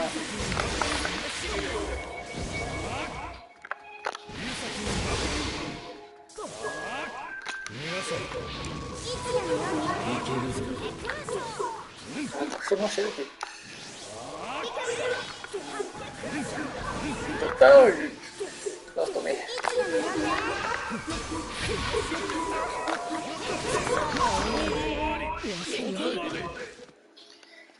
これが砂隠れを治める四代目風影の力だ。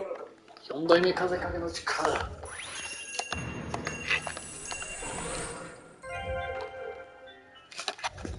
Passa pra próxima. Será que ele vai revanche? Ah, é bom que eu vou dar finalização. Bora, bora.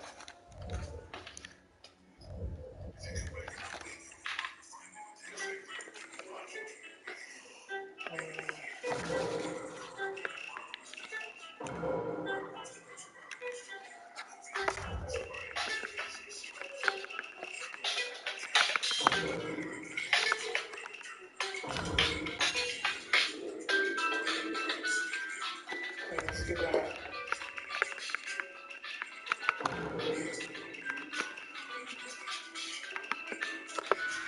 しぶといやつだ。努力しろ。Mas não preciso. Agora do bolo.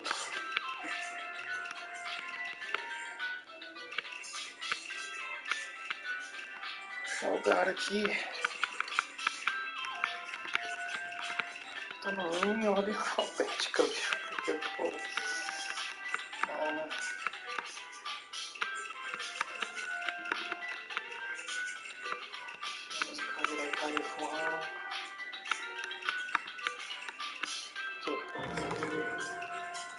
Nós estamos carregando. Nem sei qual que eu tô usando. Acredito que não seja esse, provavelmente não seja esse também. Preciso que seja esse, né?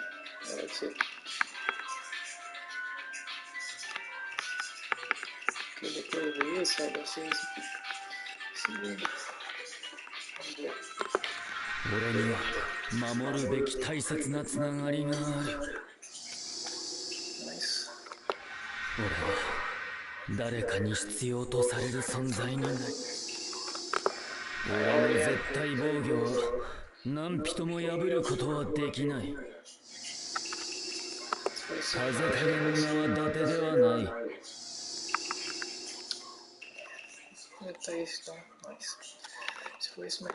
今の俺にははっきり見える。光の道がな。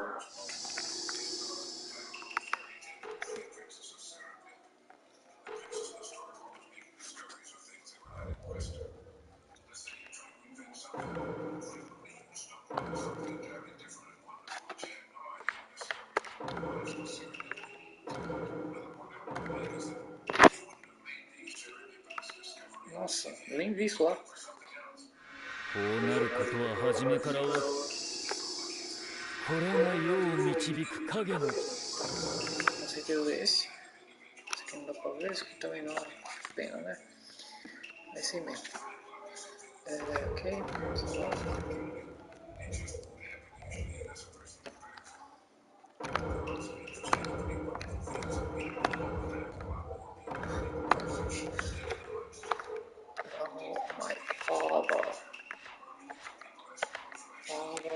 Where are you? Here. Go to this, right? 四代目風影。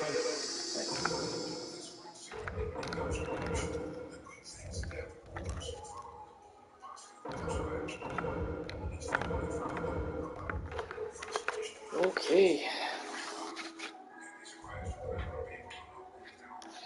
Temari. Gosto delas do Kokagetachi. Não tem nada. Pode ter. Será que tem um like aqui? Esse like não. Deixa eu ver cada cara. Que é irmã, estira. Então vai. Esse braço. Se tiver um gara, vai ficar aqui. Não tem um gara. Tarito.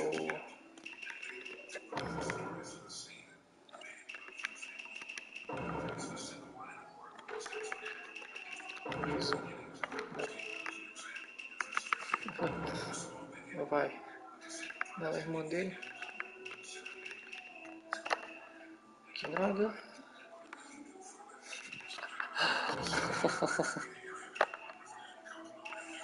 And of course.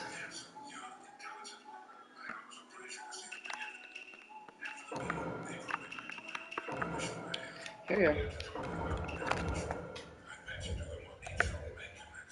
Agora não te mudaria. Eu vou fazer outro. Te mudaria com ela. Porque lá é massa.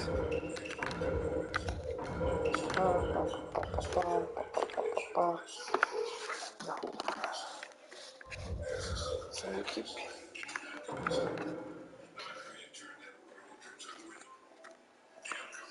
Which one?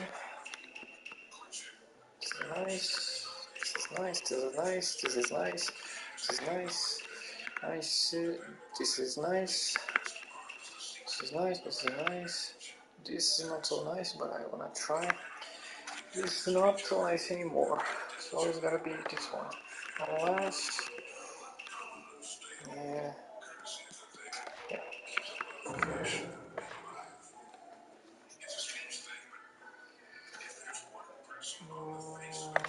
Vou botar Temari primeiro. Mostro para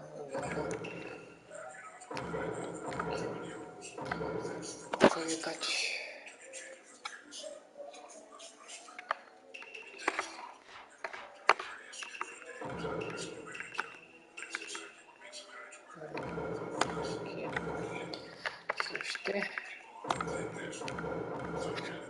Vai.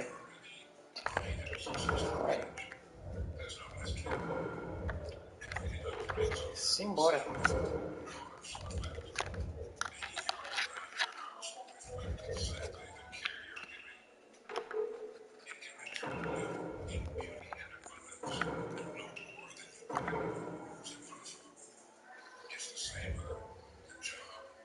Shadow Sign.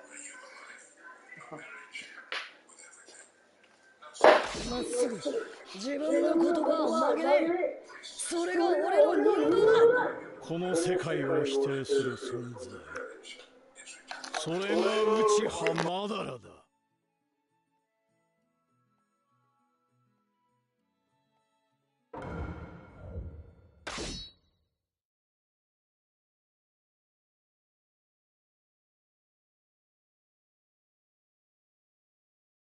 第一戦開始。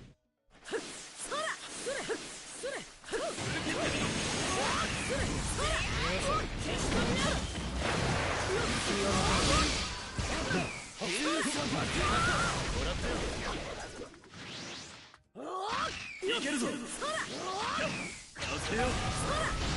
出番はまだか。螺旋連弾。い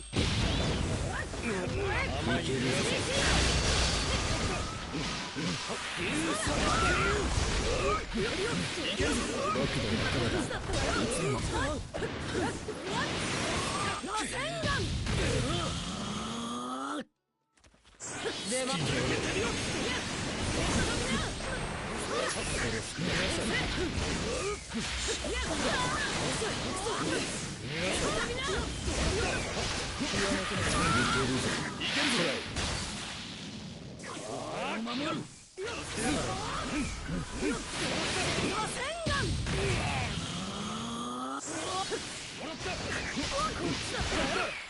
僕でなければいけるぞ。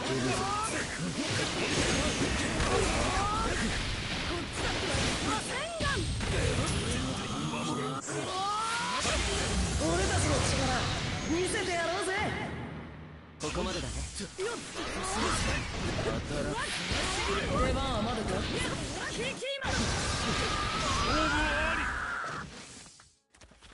第2戦開始。い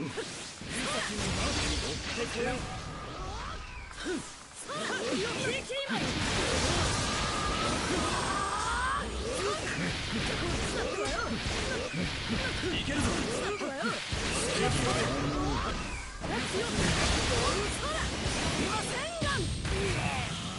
出番はまだか。僕でよければいつでもいけるぞ。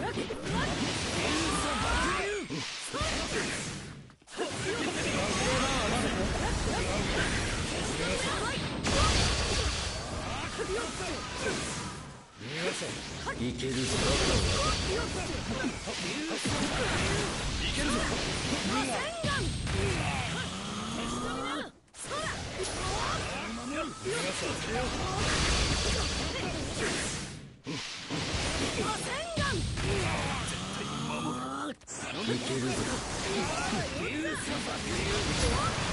出番はまだか。いけるぞ。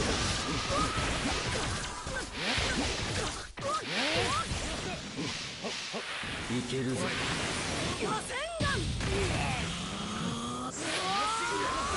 キュービチャクラモードで決める。僕でよければいつでも。出番どうだ。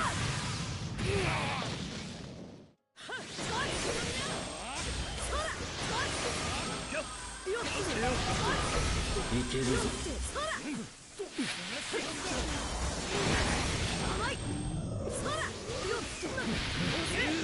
出番はまだ。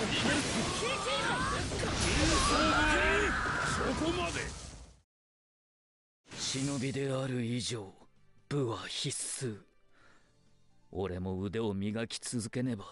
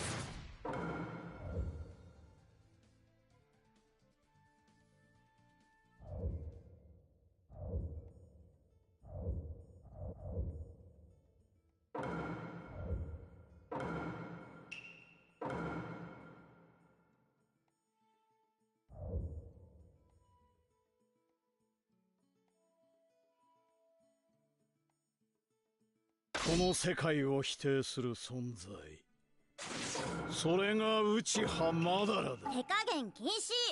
本気でお願いします。まっすぐ自分の言葉は曲げねえ。それが俺の人道だ。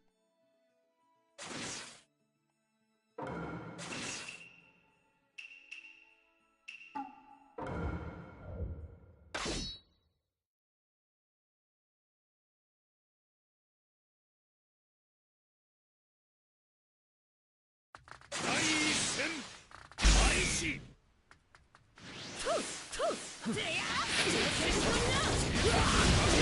気を抜くなよ。もらった。発言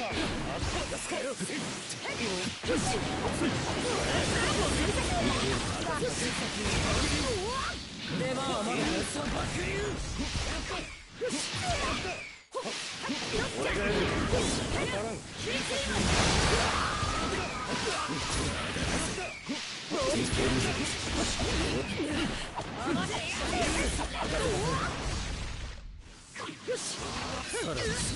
俺がやる。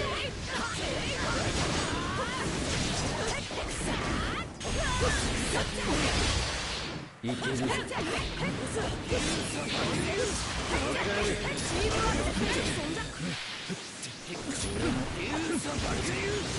ルト様が待ってるぜ。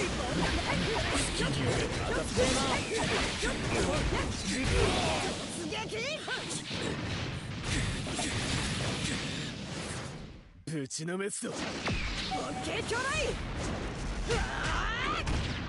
そこだ。ここからだぜ。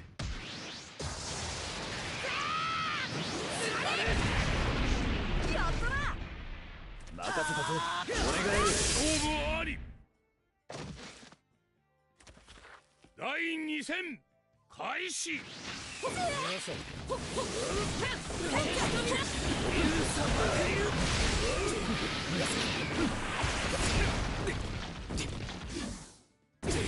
ボルト様が待ってるぜ。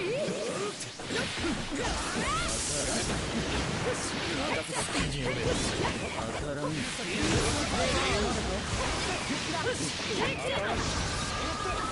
俺がやる。トライ。よし。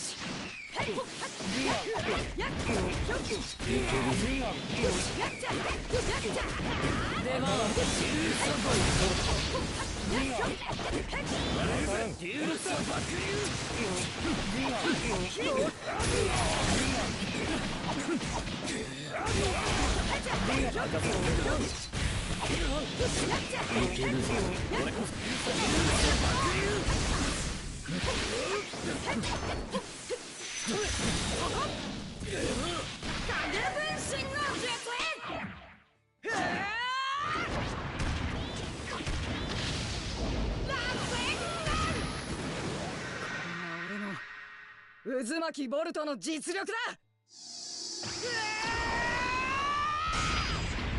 勝負あり。そこまで。